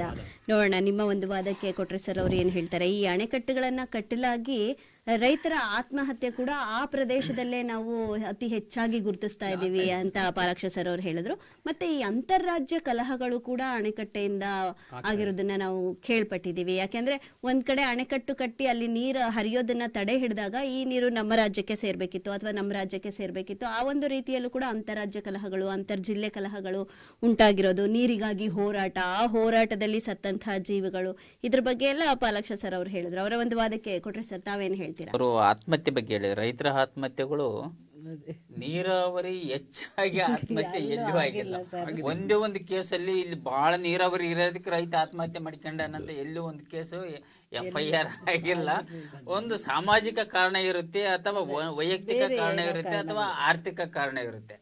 ಇಷ್ಟೇ ಬಿಟ್ಟನೆ ಅಂದ್ರೆ ನೀರಾವರಿ ಕಾರಣ, ನೀರಿಗಾಗಿ ಹೋರಾಡುವಂತಹ ಆ ಒಂದು ಸಮಯದಲ್ಲೂ ಕೂಡ ಆಗಿರಬಹುದು ಆ ಕಲಹಗಳು ಉಂಟಾಗುತ್ತಲ್ಲ. ಹಾಗಾಗಿ ಅಲ್ಲಿ ನೀರ್ ಬೇಕಂತ ಹೋರಾಟ ಮಾಡಿಬಿಟ್ಟು ಸತ್ತಿರರಿದ್ದಾರೆ. ಅಂದ್ರೇನು, ಅಲ್ಲಿ ನೀರಿಗೆ ಹಾಹಾಕಾರ ಅಂತ ಒಂದು ಅಣೆಕಟ್ಟುಗಳು ಇಲ್ಲ ಅಂದ್ರೆ ಇವತ್ತಿನ ನಾವು ನೋಡ್ತಾ ಇದೀವಿ. ಅತಿವೃಷ್ಟಿ ಆದಂತ ಒಂದು ಸಂದರ್ಭದಲ್ಲಿ ಲಾಸ್ ಆಗ್ತಕ್ಕಂಥ ದಕ್ಷಿಣ ಕರ್ನಾಟಕನು ಉತ್ತರ ಕರ್ನಾಟಕನು ನಮ್ಮ ಕಣ್ಣೆದ್ರೆ ಕಾಣ್ತಕ್ಕಂಥದ್ದು. ಇವತ್ತು ನೋಡ್ತೀವಿ ಟಿವಿ ಮಾಧ್ಯಮಗಳಲ್ಲಿ ಬೆಳಗಾವಿ ಭಾಗದಲ್ಲಿ ಆಗ್ತಕ್ಕಂಥ ಅನಾಹುತಗಳಿಗೂ ಇಲ್ಲಿ ನಮ್ಮ ಹಾಸನ, ಮಂಡ್ಯ ಈ ಕಡೆ ಆಗ್ತಕ್ಕಂಥ ಅನಾಹುತಗಳಿಗೂ ವ್ಯತ್ಯಾಸವನ್ನ ಕಾಣ್ತೀವಿ. ಯಾಕೆಂದ್ರೆ ಇಲ್ಲಿ ಅಣೆಕಟ್ಟುಗಳು ಇದಾವೆ, ನೀರು ಶೇಖರಣೆ ಆಗ್ತಾ ಇದೆ, ಅದು ರೈತನ ಒಂದು ಜಮೀನಿನ ಮೇಲೆ ಎಫೆಕ್ಟ್ ಆಗ್ತಾ ಇಲ್ಲ. ಅಲ್ಲಿ ಎಲ್ಲೂ ಶೇಖರಣೆ ಆಗ್ತಾ ಇಲ್ಲ, ನೀರನ್ನು ಹಿಡಿದಿಡಕ್ ಆಗ್ತಾ ಇಲ್ಲ. ಅಂಕ ನೇರವಾಗಿ ಬೆಳೆಗಳು ಕೊಚ್ಕೊಂಡು ಹೋಗ್ತಾ ಇದಾವೆ. ಇವತ್ತು ರೈತ ಕಂಗಲಾಗಿರ್ತಕ್ಕಂಥದ್ದು ಉತ್ತರ ಕರ್ನಾಟಕದ ರೈತರು. ಯಾಕೆಂದ್ರೆ ಅಲ್ಲಿ ಅಣೆಕಟ್ಟುಗಳ ವ್ಯವಸ್ಥೆಗಳು ಕಡಿಮೆ ಇದಾವೆ. ಎಲ್ಲಿ ಅಣೆಕಟ್ಟುಗಳ ವ್ಯವಸ್ಥೆ ಜಾಸ್ತಿ ಇರುತ್ತೋ ಅಲ್ಲಿ ನೀರಿನ ಶೇಖರಣೆ ಇರುತ್ತೆ. ಅತಿವೃಷ್ಟಿ ಆಗೋದು ಎಲ್ಲೇ ನೋಡಿ, ಅತಿವೃಷ್ಟಿ ಆಗತಕ್ಕಂಥದ್ದು ಎಲ್ಲಿ ಅಂದ್ರೆ ಸಮತಟ್ಟಾದ ಒಂದು ಪ್ರದೇಶದಲ್ಲಿ. ಎಲ್ಲಿ ಅಣೆಕಟ್ಟುಗಳನ್ನು ನಿರ್ಮಾಣ ಮಾಡುವಲ್ಲಿ ನಾವು ವಿಫಲ ಆಗ್ತೀವಿ ಅಲ್ಲಿ ಅತಿವೃಷ್ಟಿ ಆಗ್ತಕ್ಕಂಥದ್ದು. ಈ ಭಾಗದಲ್ಲಿ ಅತಿವೃಷ್ಟಿ ಆಗಲ್ಲ. ಕೊಡಗಲ್ಲಿ ಅತಿವೃಷ್ಟಿ ಯಾಕೆ ಆಗ್ತಾ ಇದೆ? ಆರಂಗಿ ಒಂದು ಬಿಟ್ರೆ, ಅದು ಆರಂಗಿ ಎಲ್ಲಿದೆ? ಹಾಸನ ಬಾರ್ಡರಲ್ಲಿದೆ. ಆರಂಗಿ ಒಂದು ಬಿಟ್ರೆ ಅಲ್ಲಿ ಡ್ಯಾಮ್ಗಳೇ ಇಲ್ಲ. ಇನ್ನು ನೀರು ಎಲ್ಲಿ ಹೋಗ್ಬೇಕು? ಅತಿವೃಷ್ಟಿ ಆಗ್ತಕ್ಕಂಥದ್ದೇ. ಡ್ಯಾಮ್ಗಳು ಬಂದೆ ಎಲ್ಲೆಲ್ಲಿ ಡ್ಯಾಮ್ಗಳು ನಿರ್ಮಾಣ ಮಾಡಬೇಕು, ಅದು ವೈಜ್ಞಾನಿಕವಾಗಿ ನಿರ್ಮಾಣ ಮಾಡ್ತಾರೆ. ಎಲ್ಲಿ ಬೇಕಾದ್ರೆ ಡ್ಯಾಮ್ ನಿರ್ಮಾಣ ಮಾಡೋಕ್ಕಾಗಲ್ಲ. ಈಗ ತುಂಗಭದ್ರಾ ಡ್ಯಾಮ್ ಅತಿ ದೊಡ್ಡ ಒಂದು ವಿಶಾಲವಾಗಿರ್ತಕ್ಕಂಥ ಒಂದು ಡ್ಯಾಮ್ ಹೊಸಪೇಟೆಯಲ್ಲಿ ಕಟ್ಟಿರ್ತಕ್ಕಂಥದ್ದು. ತುಂಗಾ ನದಿ ಮತ್ತು ಭದ್ರಾ ನದಿ ಎರಡು ಬಂದು ಹರಿಹರದ ಹತ್ರ ಕೂಡಿಕೊಂಡ್ಬಿಟ್ಟು ತುಂಗಭದ್ರಾ ನದಿಯಾಗಿ ಅಲ್ಲಿ ಬಂದು ಸೇರುತ್ತೆ. ಬಹುಶಃ 32 ಕಾನೆಗಳು ಇದಾವೆ. ಅದಕ್ಕೆ ನಾವು ನೀರು ಹೊರಗೆ ಹೋಗ್ತಕ್ಕಂಥದ್ದು. ಬಲದಂಡೆ ಕಾಲುವೆ ಇದೆ, ಎಡದಂಡೆ ಕಾಲುವೆ ಇದೆ. ಎಡದಂಡೆ ಕಾಲುವೆ ಇಡೀ ಕೊಪ್ಪಳ ಜಿಲ್ಲೆ ಮತ್ತೆ ರಾಯಚೂರುವರೆಗಿನ ನೀರಾವರಿ ಯೋಜನೆಯನ್ನು ಮಾಡಿದ್ರೆ, ಬಲದಂಡೆ ಕಾಲುವೆ ನೇರವಾಗಿ ಬಳ್ಳಾರಿ ಮುಖಾಂತರ ಆಂಧ್ರವನ್ನ ತಲುಪುತ್ತೆ. ಅದು ನಮಗೆ ನೆನಪಿಲ್ಲ, ಹೈದರಾಬಾದ್ ಕರ್ನಾಟಕ ಅದನ್ನ ಆಡಳಿತ ಮಾಡ್ತಾ ಇರ್ತಕ್ಕಂಥದ್ದು. ಬರೀ ಕರ್ನಾಟಕ ಸರ್ಕಾರ ಅಲ್ಲ, ಬರೀ ಆಂಧ್ರ ಸರ್ಕಾರ ಅಲ್ಲ, ಎರಡೂ ರಾಜ್ಯಗಳು ಅಲ್ಲಿನ ನೌಕರನಿಗೆ ಸಂಬಳವನ್ನ ಕೊಡ್ತವೆ. ಎರಡು ಜಂಟಿಯಾಗಿ ಕಟ್ಟಿರ್ತಕ್ಕಂಥ ಒಂದು ಅಣೆಕಟ್ಟು ಅದು. ಇನ್ನು ಇಲ್ಲಿ ಸಾಮರಸ್ಯವನ್ನ ಕಾಣ್ತೀವಿ. ಎಂದಾದ್ರೂ ತುಂಗಭದ್ರಾ ಅಣೆಕಟ್ಟಿನ ವಿವಾದ ಆಗಿದೆಯಾ? ಅಲ್ಲಿ ಎರಡೂ ರಾಜ್ಯದ ರೈತರು ಅದ ಫಲಪ್ರದವನ್ನ ಮಾಡ್ತಾ ಇದ್ರೆ, ಎರಡೂ ರಾಜ್ಯಗಳು ಸಹ ಅಲ್ಲಿಗೆ ಹಣವನ್ನ ಬರೆಸ್ತಾ ಇದ್ದಾವೆ. ನೋಡಿ, ಒಂದು ಕಡೆ ಇಲ್ಲಿ ಜಗಳ ಆದ್ಮೇಲೆ ಒಂದು ಕಡೆ ಸಾಮರಸ್ಯ ಇದೆ. ನಾವು ಅಣೆಕಟ್ಟುಗಳಿಂದ ಬರೀ ಜಗಳ ಆಗ್ತಾ ಇದೆ, ಉದ್ಯೋಗಕ್ಕೆ ಒಳಗಾಗ್ತೀವಂತ ಇಲ್ಲ. ನಾನು ಆ ಭಾಗದನಾಗಿ, ನಾವು ಹೊಸಪೇಟೆ ಸುತ್ತಮುತ್ತ ಭಾಗದನಾಗಿ ಅಲ್ಲಿ ಬಹುಶಃ ಅಣೆಕಟ್ಟನ್ನು ನಿರ್ಮಾಣ ಮಾಡದೇ ಇದ್ರೆ ಇವತ್ತು ಗಂಗಾವತಿಯಿಂದ ಒಳ್ಳೊಳ್ಳೆ ಅಕ್ಕಿ ತಳಿ ಬರ್ತಾ ಇರಲಿಲ್ಲ. ನೋಡಿ, ಅಣೆಕಟ್ಟುಗಳು ಇರದೇ ಇದ್ದಿದ್ರೆ ಇವತ್ತು ಭತ್ತವನ್ನೇ ಬೆಳಿಲಿಕ್ಕೆ ಆಗ್ತಾ ಇರ್ಲಿಲ್ಲ, ಯಾವುದೋ ಕಬ್ಬನ್ನೇ ಬೆಳಿಲಿಕ್ಕೆ ಆಗ್ತಾ ಇರ್ಲಿಲ್ಲ. ಇವತ್ತೇನು ಈ ಭಾಗದಲ್ಲಿ ಅಡಿಕೆಯನ್ನ ತುಮಕೂರಲ್ಲಿ ಸಾಕಷ್ಟು ಬೆಳಿತಾ ಇದ್ರೆ, ತೆಂಗನ್ನ ತಿಪ್ಟೂರು ಏನು ನಾವು ಕಲ್ಪತರು ನಾಡು ಅಂತ ಕರಿತೀವಿ. ಯಾಕೆ ಅಂತಂದ್ರೆ ನೀರಾವರಿ ಯೋಜನೆ ಚೆನ್ನಾಗಿದೆ ಅಂತ. ಅಣೆಕಟ್ಟುಗಳು ಇಲ್ಲ, ನೀರಾವರಿ ಯೋಜನೆ ಇಲ್ಲ, ಅಥವಾ ಕಾಲುವೆಗಳು ಇಲ್ಲ ಅಂತಂದ್ರೆ ತೆಂಗು ಬೆಳೆಯಕ್ಕಾಗಲ್ಲ, ಅಡಿಕೆನೂ ಬೆಳೆಯಕ್ಕಾಗಲ್ಲ, ವಾಣಿಜ್ಯ ಬೆಳೆನೂ ಇಲ್ಲ, ಅಥವಾ ಆಹಾರದ ಬೆಳೆನೂ ಇಲ್ಲ. ಯಾವತ್ತಿಗೂ ಅಣೆಕಟ್ಟುಗಳು ಮತ್ತು ಬಹುಶಃ ಅವರು 40% ರೈತರ ಮಾತ್ರ ಉಪಯೋಗ ಆಗ್ತಾ ಇದೆ.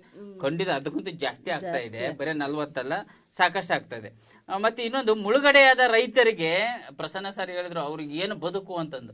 ಖಂಡಿತ ಮುಳುಗಡೆ ಆದಂತ ರೈತರಿಗೆ ಸರ್ಕಾರ ಮನೆ ಕೊಟ್ಟಿದೆ, ಇಡೀ ಊರೇ ನಿರ್ಮಾಣ ಮಾಡಕ್ ಕೊಟ್ಟಿದೆ. ಜಮೀನುಗಳು ಒಂದೊಂದು ಕುಟುಂಬಕ್ಕೆ ಇಷ್ಟಿಷ್ಟು ಜಮೀನನ್ನ ಸರ್ಕಾರ ಒದಗಿಸಿಕೊಟ್ಟಿದೆ. ಪ್ರತಿ ಕುಟುಂಬಕ್ಕೆ ಉದ್ಯೋಗದಲ್ಲಿ ಮೀಸಲಾತಿಯನ್ನು ಕೊಟ್ಟಿದೆ. ಮತ್ತೆ ಬೇರೆ ಬೇರೆ ಸರ್ಕಾರದ ಯೋಜನೆಗಳು ಬರ್ತಾವಲ್ಲ, ಅಲ್ಲಿ ನೋಡಿ ಒಂದು ಕಾಲಮ್ ಇದೆ, ರಿಸರ್ವೇಶನ್ ಇದೆ. ಮುಳುಗಡೆ ಪ್ರದೇಶದಿಂದ ಬಂದಂತವರು ಅವ್ರಿಗೆ ರಿಸರ್ವೇಶನ್ ಇದೆ. ಇಂಥ ಒಂದು ಒಳ್ಳೆ ಅವಕಾಶಗಳನ್ನು ಸಹ ಸರ್ಕಾರ ಕಲ್ಪಿಸಿಕೊಟ್ಟಿದೆ. ಅವ್ರನ್ನ ಕೈ ಬಿಟ್ಟಿಲ್ಲ. ಅವರ ಶ್ರೇಯೋಭಿವೃದ್ಧಿಗೆ ಏನೆಲ್ಲ ಯೋಜನೆಗಳನ್ನು ತರಬೇಕು ಸರ್ಕಾರ ತರ್ತಾ ಇದೆ. ಯಾಕಂದ್ರೆ ನಾನೇ ಅಂತ ಒಂದು ಊರಲ್ಲಿ 19 ವರ್ಷದಿಂದ ಕೆಲಸ ಮಾಡ್ತಾ ಇದ್ದೀನಿ. ಅಲ್ಲಿಯ ರೈತ ಹೇಗೆ ತಮ್ಮ ಬದುಕನ್ನು ಹಸನಾಗಿಸಿಕೊಂಡ್ರೆಂಬುದು ಗೊತ್ತಿದೆ. ಅದರಲ್ಲಿ ನಾನು ವಾಟೆಹೊಳೆ ನದಿಯ ಬಲದಂಡೆ ಕಾಲುವೆ ನಮ್ಮ ಸ್ಕೂಲ್ ಪಕ್ಕ ಹರಿದು ಹೋಗ್ತಾ ಇರ್ತಕ್ಕಂಥದ್ದು. ಅದು ಒಂದು ಕಾಲುವೆ ಅಲ್ಲಿ ಸುತ್ತಮುತ್ತ ಒಂದು 10 ರಿಂದ 15 ಹಳ್ಳಿಗಳ ಕೆರೆಗಳನ್ನು ತುಂಬಿಸ್ತಾ ಇದೆ. ಅದು ಒಂದು ಸಣ್ಣ ಡ್ಯಾಮು, ವಾಟೆಹೊಳೆ ಡ್ಯಾಮು. ಬಹುಶಃ ಸಣ್ಣ ಡ್ಯಾಮ್, ಎಗಚುವಷ್ಟು ದೊಡ್ಡದಿಲ್ಲ, ಸಣ್ಣ ಡ್ಯಾಮು. ಒಂದು 10 ರಿಂದ 15 ಕೆರೆಗಳನ್ನು ತುಂಬಿಸ್ತಾ ಇದ್ದೆ ಅಂದ್ರೆ ಒಂದೊಂದು ಕೆರೆ 100 ರೈತರ ಬದುಕನ್ನು ಹಸನಾಗಿಸುತ್ತೆ. ಬರೀ ನಾನು ಒಂದು ಸಣ್ಣ ಡ್ಯಾಮಿನ ಒಂದು ಬಲದಂಡೆ ಕಾಲುವೆ ಬಗ್ಗೆ ನಾನು ಮಾತಾಡ್ತಾ ಇದ್ದೀನಿ. ಹಿಂಗೆ ದೊಡ್ಡ ದೊಡ್ಡ ಡ್ಯಾಮ್ಗಳು ಬಂದಾಗ ಅಲ್ಲಿ ಬಹುಶಃ ನಮ್ಮ ಹೊಸಪೇಟೆಗೆ ಬಂದೆ ಅಂದ್ರೆ ತುಂಗಭದ್ರಾ ಡ್ಯಾಮಿಂದ ಬಲದಂಡೆ ಕಾಲುವೆ ಇದೆಯಲ್ಲ, ಇಲ್ಲಿ ಹೇಮಾವತಿ ನದಿ ನೋಡ್ತೀವಲ್ಲ, ಹಂಗ ಅಲ್ಲಿ ಬಲದಂಡೆ ಕಾಲುವೆ ನೀರು ಹೋಗುತ್ತೆ. ದೊಡ್ಡ ನದಿನೇ ನೋಡಿದಂಗೆ ಆಗುತ್ತೆ. ಅಷ್ಟೊಂದು ಆಳ ಇರುತ್ತೆ, ಅಷ್ಟೊಂದು ವಿಡ್ತಿದೆ, ಅಷ್ಟೊಂದು ನೀರು ಹೋಗುತ್ತೆ. ಆ ನೀರೇನು ವೇಸ್ಟ್ ಆಗಿ ಹೋಗ್ತಾ ಇಲ್ಲ. ಅದು ಎಲ್ಲ ಮುಂದೆ ರೈತರ, ಅದು ಯಾವ ರಾಜ್ಯ ಆದ್ರೇನು, ನಮ್ಮ ರಾಜ್ಯ ರೈತರಾದ್ರೇನು, ಮುಂದೆ ಆಂಧ್ರ ರಾಜ್ಯ ರೈತರಾದ್ರೇನು, ಒಟ್ಟೆ ರೈತರ ಬದುಕನ್ನು ಅದು ಹಸನ ಮಾಡ್ತಾ ಇದೆ. ಹೀಗಾಗಿ ಮತ್ತೆ ಇಲ್ಲ ಅಂತಂದಿದ್ರೆ ನದಿಗಳ ಜೋಡಣೆ ಯಾಕೆ ಮಾಡ್ತಾ ಇತ್ತು ಸರ್ಕಾರ? ರಾಷ್ಟ್ರ ಮಟ್ಟದಲ್ಲಿ ನದಿಗಳ ಜೋಡಣೆ ಆಗ್ತಾ ಇದೆ. ಯಾಕೆ ನದಿಗಳ ಜೋಡಣೆ ಆಗ್ತಾ ಇದೆ ಅಂತಂದ್ರೆ, 2 ನದಿಗಳ ನೀರನ್ನ ನಾವು ಒಂದುಗೂಡಿಸಿದ್ರೆ ಹೆಚ್ಚು ನಮಗೆ ನೀರು ಸಂಗ್ರಹ ಆಗುತ್ತೆ. ಇನ್ನು ಎತ್ತರ ಪ್ರದೇಶಗಳಿಗೂ ಸಹ ನೀರಾವರಿ ಯೋಜನೆಗಳನ್ನ ಮಾಡಬಹುದು ಅಂತ. ಬಹುಶಃ ಯಗಚಿ ನೀರಾವರಿ ಯೋಜನೆ ಬರಲಿಲ್ಲ ಅಂದ್ರೆ ಇದು ಒಳ್ನರಸೀಪುರವರೆಗೆ ಯಗಚಿ ನೀರಾವರಿ ಯೋಜನೆಯನ್ನು ತೆಗೆದುಕೊಂಡು ಹೋಗಿದ್ರು. ಬರೀ ಪೈಪ್ ಮೂಲಕ ತೆಗೆದುಕೊಂಡು ಹೋಗಿದ್ರು. ಅರ್ಧ ಹಾಸನ ನೀರಾವರಿ ಯೋಜನೆಯನ್ನು ಬರೀ ಒಂದು ಯಗಚಿ ಪೈಪ್ ಲೈನ್ ಒದಗಿಸಿಕೊಟ್ಟಿದೆ. ಹಿಂಗೆ ಇಲ್ಲಂತಂದ್ರೆ ಇಡೀ ಹಾಸನ ನೀರು ಕುಡಿತಕ್ಕಂಥದ್ದನ್ನ ನಾವು ಹೇಮಾವತಿ ಡ್ಯಾಮಿನ ನೀರು. ಇವು ಬಹುಶಃ KRS ಇಲ್ಲ ಅಂದ್ರೆ ನಾನು ಮೊದಲನೇ ಸುತ್ತಲ್ಲಿ ಹೇಳಿದೀವಿ, ಬೆಂಗಳೂರು ಕುಡಿಯ ನೀರಿಗೆ ಹಾಕಾರವನ್ನು ಪಡಿಬೇಕಾಗದು. ಆದ್ರಿಂದ ಡ್ಯಾಮ್ಗಳು ಇದಾವಲ್ಲ, ರೈತರ ಬದುಕನ್ನ ಅಷ್ಟೇ ಅಲ್ಲ, ಇಡೀ ಸಮುದಾಯದ ಬದುಕನ್ನ ಹಸನಾಗಿಸ್ತೀವಿ. ಇಲ್ಲಾಂದ್ರೆ ಪಂಡಿತ್ ಜವಾಹರ್ಲಾಲ್ ನೆಹರು ಆ ಮಾತನ್ನು ಹೇಳ್ತಾ ಇರಲಿಲ್ಲ. ಜೊತೆಗೆ ರಾಷ್ಟ್ರೀಯ ಆದಾಯವನ್ನು ತಂದು ಕೊಡ್ತಾ ಇದ್ದಾವೆ ಡ್ಯಾಮ್ಗಳು. ರೈತರ ಬದುಕನ್ನು ಹಸನಾಗಿಸೋದ್ರ ಜೊತೆಗೆ ರಾಷ್ಟ್ರೀಯ ಆದಾಯವನ್ನು ತಂದು ಕೊಡ್ತಾ ಇದೆ. ಕೇವಲ ರೈತರ ಬದುಕನ್ನಷ್ಟೇ ಅಲ್ಲದೆ ರಾಷ್ಟ್ರಾಭಿವೃದ್ಧಿಯತ್ತಲೂ ಕೂಡ ಅಣೆಕಟ್ಟು ಯೋಜನೆಗಳು, ನೀರಾವರಿ ಯೋಜನೆಗಳು ಬಹಳಷ್ಟು ಇದೆ. ಆದ್ರಿಂದ ಈ ಜಲಾಶಯಗಳು ಇರ್ಬೋದು, ಅಥವಾ ಅಣೆಕಟ್ಟುಗಳು ಇರ್ಬೋದು, ಅಥವಾ ನೀರಾವರಿ ಯೋಜನೆಗಳು ಇರ್ಬೋದು, ರೈತರ ಬದುಕನ್ನ ಹಸನಾಗಿಸಿ ಹೊರತು ಮಂಕಾಗಿಸಿಲ್ಲ ಅಂತ ನನ್ನ ವಾದ. ರೈತರು ಎದುರಿಸುವಂತಹ ಸಮಸ್ಯೆಗಳು ಅಂದ್ರೆ ಅತಿವೃಷ್ಟಿ ಅಥವಾ ಅನಾವೃಷ್ಟಿ ಇರ್ಬೋದು. ಈ ಅತಿವೃಷ್ಟಿ ಅನಾವೃಷ್ಟಿಯಿಂದ ಆಗುವಂತಹ ಅನಾಹುತಗಳಿರ್ಬೋದು, ಅಥವಾ ಜಲಪ್ರಳಯ, ನೆರೆ, ಪ್ರವಾಹ, ಇಂತಹ ಹಲವಾರು ಸಮಸ್ಯೆಗಳಿಗೆ ಒಂದು ರಾಮಬಾಣ ಅಂದ್ರೆ ಈ ಅಣೆಕಟ್ಟು ನಿರ್ಮಾಣ ಅನ್ನೋ ಒಂದು ವಾದವನ್ನ ಕೊಟ್ರೆ ಸರ್ ಅವ್ರು ಹೇಳಿದ್ರು. ಈ ಅಣೆಕಟ್ಟು ನಿರ್ಮಾಣ ಮಾಡೋದ್ರಿಂದ ಈ ಸಮಸ್ಯೆಗಳನ್ನ ತಡೆ ಹಿಡಿಯೋದ್ರ ಜೊತೆಗೆ ವರ್ಷಂಪೂರ್ತಿ ಬೆಳೆ ಬೆಳೆಯೋದಕ್ಕೆ ಏನು ನೀರಾವರಿ ಸೌಲಭ್ಯ ಬೇಕಾಗುತ್ತೋ ಆ ಒಂದು ಸೌಲಭ್ಯವನ್ನ ಒದಗಿಸ್ಕೊಡುತ್ತೆ. ಹಾಗಾಗಿ ರೈತರಷ್ಟೇ ಅಲ್ಲ, ಎಲ್ಲಾ ವರ್ಗಕ್ಕೂ ಅವರವರ ಬದುಕನ್ನ ಹಸನಾಗಿಸೋದಕ್ಕೆ ಸಹಕಾರಿಯಾಗಿರೋದು ಅಣೆಕಟ್ಟು ಯೋಜನೆ, ನೀರಾವರಿ ಯೋಜನೆ ಅಂತ ಹೇಳಿದ್ರು. ಅವರ ಒಂದು ವಾದಕ್ಕೆ ತಾವು ಹೇಗೆ ಇನ್ನು ಅಣೆಕಟ್ಟು ನೀರಾವರಿ ಯೋಜನೆಗಳು ರೈತರ ಬದುಕನ್ನ ಹಸನಾಗಿಸಿಲ್ಲ ಅಂತ ಹೇಳ್ತೀರಾ ಸರ್? ಇವತ್ತಿನ ಚರ್ಚೆ ಅಣೆಕಟ್ಟೆ ಮತ್ತು ನೀರಾವರಿ ಯೋಜನೆಗಳು. ಸರ್ ಹೇಳಿದ್ನಲ್ಲ, ನಾನಿಲ್ಲಿ ಕೂತಿರೋದು ಅಣೆಕಟ್ಟೆಯಿಂದ ತೊಂದರೆ ಅಂತ ಹೇಳಕ್ಕಲ್ಲ, ದಯಮಾಡಿ ಅರ್ಥ ಮಾಡ್ಕೋಬೇಕು. ನೀರಾವರಿ ಯೋಜನೆಯಿಂದ ರೈತರು ಬದುಕಸನ ಇದೆ, ರಾಷ್ಟ್ರೀಯ ಆದಾಯ ಹೆಚ್ಚಾಗಿದೆ, ನಾವು ಕೃಷಿಯಲ್ಲಿ ಆಹಾರದಲ್ಲಿ ಸ್ವಾವಲಂಬನೆ ತೊಗೊಂಡಿದ್ದೀವಿ, ರೈತರು ಬದುಕು ಸರಿಯಾಗಿದೆ, ಸಾವಿರಾರು ಹೆಕ್ಟೇರ್ ಹಸಿರಾಗಿದೆ, ಎಲ್ಲ ಸರಿ. ಜೊತೆಗೆ ಅಂತರ್ಜಲ ಹೆಚ್ಚು ಮಾಡಿದೆ. ಆಮೇಲೆ ಅವರು ಮುಳುಗಡೆ ಆದವರಿಗೆ ಸವಲತ್ತು ಕೊಟ್ಟಿದೆ, ನಾನು ನೋಡಿದ್ದೀನಿ, ನಾನು ಅದ್ರ ಬಗ್ಗೆ ಆದರೆ ನಾನು ಒಂದೇ ಮುಕ್ತಲ್ಲಿ ನೋಡಿ ಅದು 1000 ಉಪಯೋಗ ಇದೆ. ಅದು ಭಾರತವನ್ನ, ಸ್ವತಂತ್ರ ಭಾರತವನ್ನ ಪ್ರಬಲ ಮಾಡೋದಕ್ಕೆ ಕೈಗಾರಿಕೆಗಳದ್ದು ಅಣೆಕಟ್ಟೆಗಳದ್ದು ಒಂದು ಬಹುದೊಡ್ಡ ಪಾತ್ರ ಇದೆ. ಅದ್ರ ಬಗ್ಗೆ ನಮ್ದು 2 ಮಾತಿಲ್ಲ. ಬಟ್ ಇಲ್ಲಿ ಕೂತು ಒಂದು ವಿಷಯವನ್ನ 2 ದಿಕ್ಕಿನಿಂದ ನೋಡಿ ಅಂತ ನಮ್ಮನ್ನ ಇಲ್ಲಿ ಕೂರಿಸಿದಾಗ ನಮ್ಮ ದಿಕ್ಕನ್ನ ಯೋಚಿಸ್ಬೇಕಾದ್ದು ನಮ್ಮ ವಿನಂತಿ. ಅಣೆಕಟ್ಟೆಗಳು ರೈತರ ಬದುಕನ್ನ ಹಸಿನಾಗಿಸಿದೆ ಸರಿ, ಆದ್ರೆ ಅದರ ಹೊರತಾದ ಇನ್ನೊಂದು ಮುಖ ಇಲ್ವಾ? ಇಲ್ವೇ ಇಲ್ವಾ? ಹಂಗಾರೆ ಮೈನರ್ ಪ್ರಾಬ್ಲಮ್ ಅಂದ್ರು. ಆ ಮೈನರ್ ಪ್ರಾಬ್ಲಮ್ನೇ ನಾನು ಹೇಳಕ್ಕೂತೆ. ಮೇಡಮ್ ಅವರು 1000 ಉಪಯೋಗ ಇದೆ, ನಾನು ಅದ್ರ ಬಗ್ಗೆ ಮಾತಿಲ್ಲ. ನಾವು ಅದೇ ನೀರು ಹೌದು, ನಾವು ನೀರು ಕೊಡ್ತೀವಿ. ಇಲ್ದವ್ರು ಕುಡಿಯೋ ನೀರಿಗೆ ಭಾಳ ಸಮಸ್ಯೆ ಆಗೋದು ಬಿಡಿ. ಈಗ ಒಂದು 2-3 ವರ್ಷದ ಹಿಂದೆ ನಮ್ಮ ಊರುಗಳಲ್ಲಂತೂ ಅದು ಹೇಳಬಾರ್ದು ಅಂಥ ಸಮಸ್ಯೆ ಇರೋದು, ಅದು ಒಪ್ತೀನಿ. ಆದರೆ ಮೈನರ್ ಸಮಸ್ಯೆಯನ್ನು ಯಾವಾಗ ಯೋಚಿಸೋದು? ಮೈನರಾಗೇ ಬಿಡ್ಕೊಂಡು ಹೋಗ್ಬಿಡೋದ? ನೋಡಿ, ಜಲಚರ ಮತ್ತು ಎಲ್ಲ ಜೀವಿಗಳಿಗೂ ಬದುಕುವ ಹಕ್ಕಿದೆ, ಅದನ್ನು ನಾವು ಯೋಚಿಸ್ಬೇಕಲ್ವಾ? ತಾಪಮಾನ ಹೆಚ್ಚಾಗುತ್ತೆ, ಅದಕ್ಕೇನಾರ ಒಂದು ಈಗ ಅಣೆಕಟ್ಟೆ ಕಟ್ಟಿ ಸಾವಿರಾರು ಹೆಕ್ಟೇರ್ಗೆ ನೀರು ಒದಗಿಸ್ತೀವಿ ಅನ್ನೋದು ಒಂದು ಅದ್ಭುತ ಆಲೋಚನೆ. ಆ ಆಲೋಚನೆಗಳು ಯಾಕೆ ಜಲಚರ ಪ್ರಾಣಿಗಳನ್ನ ಕಾಪಾಡೋದಕ್ಕೆ ನಾವು ಹೊಸ ಯೋಚನೆ ಮಾಡಬಾರ್ದು? ನಮ್ಮ ಕಳಕಳಿ ಅಷ್ಟೇ. ಅದು ಅಣೆಕಟ್ಟೆನ ನಿರ್ಮಾಣ ಆಗಿದೆ, ಆಗ್ತಾ ಇದೆ, ಹಾಗೆ 0 ಇಲ್ಲ ಅಂತಿಲ್ಲ, ಸರಿಯಾದ ಪ್ರಮಾಣಕ್ಕೆ ಆಗ್ತಿಲ್ಲ. ಆಮೇಲೆ ಹಲವಾರು ಪ್ರಭೇದಗಳ ಅಳಿವಿಗೆ ಕಾರಣ ಆಗ್ತಾ ಇದೆ ಅಣೆಕಟ್ಟು, ಅನೇಕ ಪ್ರಭೇದಗಳು. ಆಮೇಲೆ ಜೌಗು ಭೂಮಿ ಮತ್ತು ಕೃಷಿ ಭೂಮಿ ಅಪಾರ ನಷ್ಟಕ್ಕೆ ಕಾರಣ ಆಗ್ತಾ ಇದೆ. ಮತ್ತೆ ಫಲವತ್ತತೆಯ ನಾಶ. ಆಮೇಲೆ ಅದು ಅಣೆಕಟ್ಟೆ ತುಂಬಿದಾಗ, ಅತಿವೃಷ್ಟಿ ಆದಾಗ ಅಣೆಕಟ್ಟೆಯಿಂದ ಆಚೆ ಹೋಗುವ ನೀರಿನಿಂದ ಆಗುವಂತಹ ತೊಂದರೆಯಿಂದ ನಮ್ಮನ್ನು ಹೆಂಗೆ ರಕ್ಷಿಸೋದು? ಈ ಎಲ್ಲ ಈ ಚರ್ಚೆ ಒಂದು ಪಾಸಿಟಿವ್ ಆಗಿ ಹೋಗ್ಬೇಕಂದ್ರೆ ಇಂಥ ಹೊಸ ಪ್ರಶ್ನೆಗಳಿದ್ದಾವೆ. ಇಲ್ಲ, ನಾವೇನು ಹೊಸದಾಗೇನು ಹೇಳ್ತಾ ಇಲ್ಲ, ಬಟ್ ಅದಕ್ಕೆ ಚಿಂತನೆಗೆ ಹೊರೆ ಹಚ್ಚಬೇಕಾದ್ದು. ಆಮೇಲೆ ಸರ್ ಹೇಳಿದ್ರು ಊರನ್ನ ಶಿಫ್ಟ್ ಮಾಡ್ತಾರೆ, ಖಂಡಿತ ಮಾಡ್ತಾರೆ, ಆದರೆ ಭಾವನೆಗಳನ್ನ ಶಿಫ್ಟ್ ಮಾಡೋಕ್ಕಲ್ಲ. ನನ್ನ ಯೋಚನೆ, ಆ ರೈತ ತನ್ನ ಪರಂಪರಾನುಗತವಾಗಿ ಆ ಜಮೀನಲ್ಲಿದ್ದು ಈಗ ಹೋಗಿದ್ದಾನೆ, ಹೌದು ಬಿಟ್ಕೊಡ್ಬೇಕು ಸರಿ, ಆದರೆ ಆ ಭಾವನೆ ಅವನಲ್ಲಿ ಹಂಗೇ ಇರುತ್ತೆ. 3 ಮಾಡಿ ಮನೆ ಕಟ್ಟುತ್ತಾರೆ, 3 ಮಾಡಿ ಮನೆ ಕಟ್ಟಿದ್ದಾರೆ, ಆದರೆ ಭಾವನೆಗಳು 3 ಮಾಡಿ ಮನೆ ಕೆಳಗೆ ಇದೆ. ಈ ವಿಷಯಗಳನ್ನು ನಾವು ಯೋಚಿಸ್ಬೇಕು. ಆಮೇಲೆ ಒಂದು ಅಣೆಕಟ್ಟೆ ಆರ್ಥಿಕವಾಗಿ ರೈತನನ್ನು, ದೇಶನನ್ನು ಪ್ರಬಲ ಮಾಡ್ತು, ಹೊಸ ತಳಿ ಹತ್ರ ಹೋಯ್ತು, ಆದರೆ ಸಾಂಪ್ರದಾಯ ಕೃಷಿಗಳ ಮರೆಯಾಗ್ತಾ ಇದ್ದಾವೆ. ಇದನ್ನು ನಾವು ಯೋಚಿಸ್ಬೇಕಲ್ವ? ಆಮೇಲೆ ಅಸಮಾನತೆ ನೋಡಿ, ಇವ್ರ ಭಾಗಕ್ಕೆ ಅಣೆಕಟ್ಟೆ ಬಂದ ತಕ್ಷಣ ಇವರು 3 ಬೆಳೆ ಬೆಳೆದ್ರು, ನಮ್ದ್ರಲ್ಲಿ 1 ಇಲ್ಲ ರೀ, ಮುಂಗಾರಂತೂ ಇಲ್ವೇ ಇಲ್ಲ, ಹಿಂಗಾರು. ಇವನ್ನೆಲ್ಲ ನಾವು ಯೋಚಿಸ್ಬೇಕು. ಅಲ್ಲ, ಅದು ಆ ಗೌರವದಿಂದ ಹೇಳ್ತಾ ಇದ್ದೀನಿ. ಈಗ ಯೋಚಿಸೋಂಥ ಕಾಲ ಬಂದಿದೆ.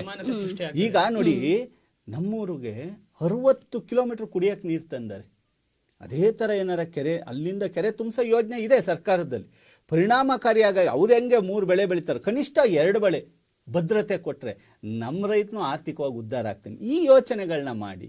ಅಣೆಕಟ್ಟೆಯಿಂದ ತೊಂದರೆ ಅಂತ ನಾವು ಖಂಡಿತ ಹೇಳಲ್ಲ, ಆದರೆ ಸಂಪೂರ್ಣ ಅಲ್ಲ, ಒಪ್ಲೇಬೇಕು ನೋಡಿ, ಸತ್ಯನೂ ಒಪ್ಲೇಬೇಕಲ್ವಾ? ಅದು ಏನು ಅಂದ್ರೆ, ಈಗ ಸೂರ್ಯನ ತೋರಿಸಿ ನೀನು ಒಪ್ತೆ ಹೋದ್ರೆ ಅಂದ್ರೆ ಹೆಂಗ್ ಒಪ್ತಂಗಿದ್ರೆ ಒಪ್ತಂಗಿರಕ್ಕಾಗ್ತಾ? ಅದು ಸೂರ್ಯನೇ. ಬಟ್ ಆ ಕಡೆ ಚಂದ್ರನೂ ಇದ್ದಾನೆ, ಚಂದ್ರನ ಬಗ್ಗೆ ತಾವು ಯೋಚಿಸಿ, ಮೈನರ್ ಅಂತ ಬಿಡಬೇಡಿ ಅನ್ನೋದು ನಮ್ಮ. ಹೊಳೆಯೋ ನಕ್ಷತ್ರಗಳು ಇದೆ, ಗಾತ್ರ ಚಿಕ್ಕದು ಅಂತ ಅದನ್ನ ಕೈ ಬಿಡೋ ಹಾಗಿಲ್ಲ ಅನ್ನೋದು ತಮ್ಮ ಒಂದು ವಾದ. ಈ ಪೂರ್ಣ ಸೌಂದರ್ಯ ಅನ್ನೋದು ಎಲ್ಲೂ ಇಲ್ವಂತೆ. ಪೂರ್ಣ ಚಂದ್ರನಲ್ಲೂ ಕೂಡ ಆ ಕಪ್ಪು ಕಲೆಗಳನ್ನ ಹುಡುಕಿ ಅಲ್ಲೂ ನೋಡು ಕಪ್ಪು ಕಲೆ ಇದೆ ಅಂತ ತೋರಿಸೋವಂಥ ಒಂದು ಮನಸ್ಥಿತಿ ಇರುತ್ತೆ. ಹಾಗೆ ಈ ಯೋಜನೆಗಳು ಎಷ್ಟೇ ಅನುಕೂಲಕರವಾಗಿದ್ರೂ ಕೂಡ ಅನಾನುಕೂಲತೆಗಳು ಅದರ ಬೆನ್ನಿಂದೆ 1-2 ಇದ್ದೇ ಇರುತ್ತೆ ಅನ್ನುವಂಥ ಒಂದು ವಾದವನ್ನ ಪ್ರಸನ್ನ ಸರ್ ಅವರು ತುಂಬಾ ಚೆನ್ನಾಗಿ ವಾದ ಮಂಡನೆ ಮಾಡಿದ್ರು.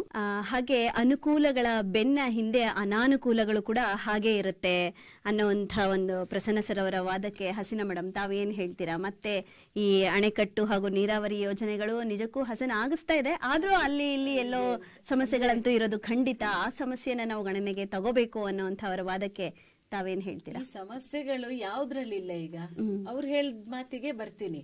ಈಗ ಅಣೆಕಟ್ಟುಗಳು, ಇದು ನೀರಾವರಿ ಯೋಜನೆಗಳು ನಾವು ತುಂಬಾ ಉಪಯುಕ್ತ ಅಂತ ಹೇಳ್ತೀವಿ, ಅವ್ರು ಇಲ್ಲ ಅಂತ ಹೇಳಿದ್ರು.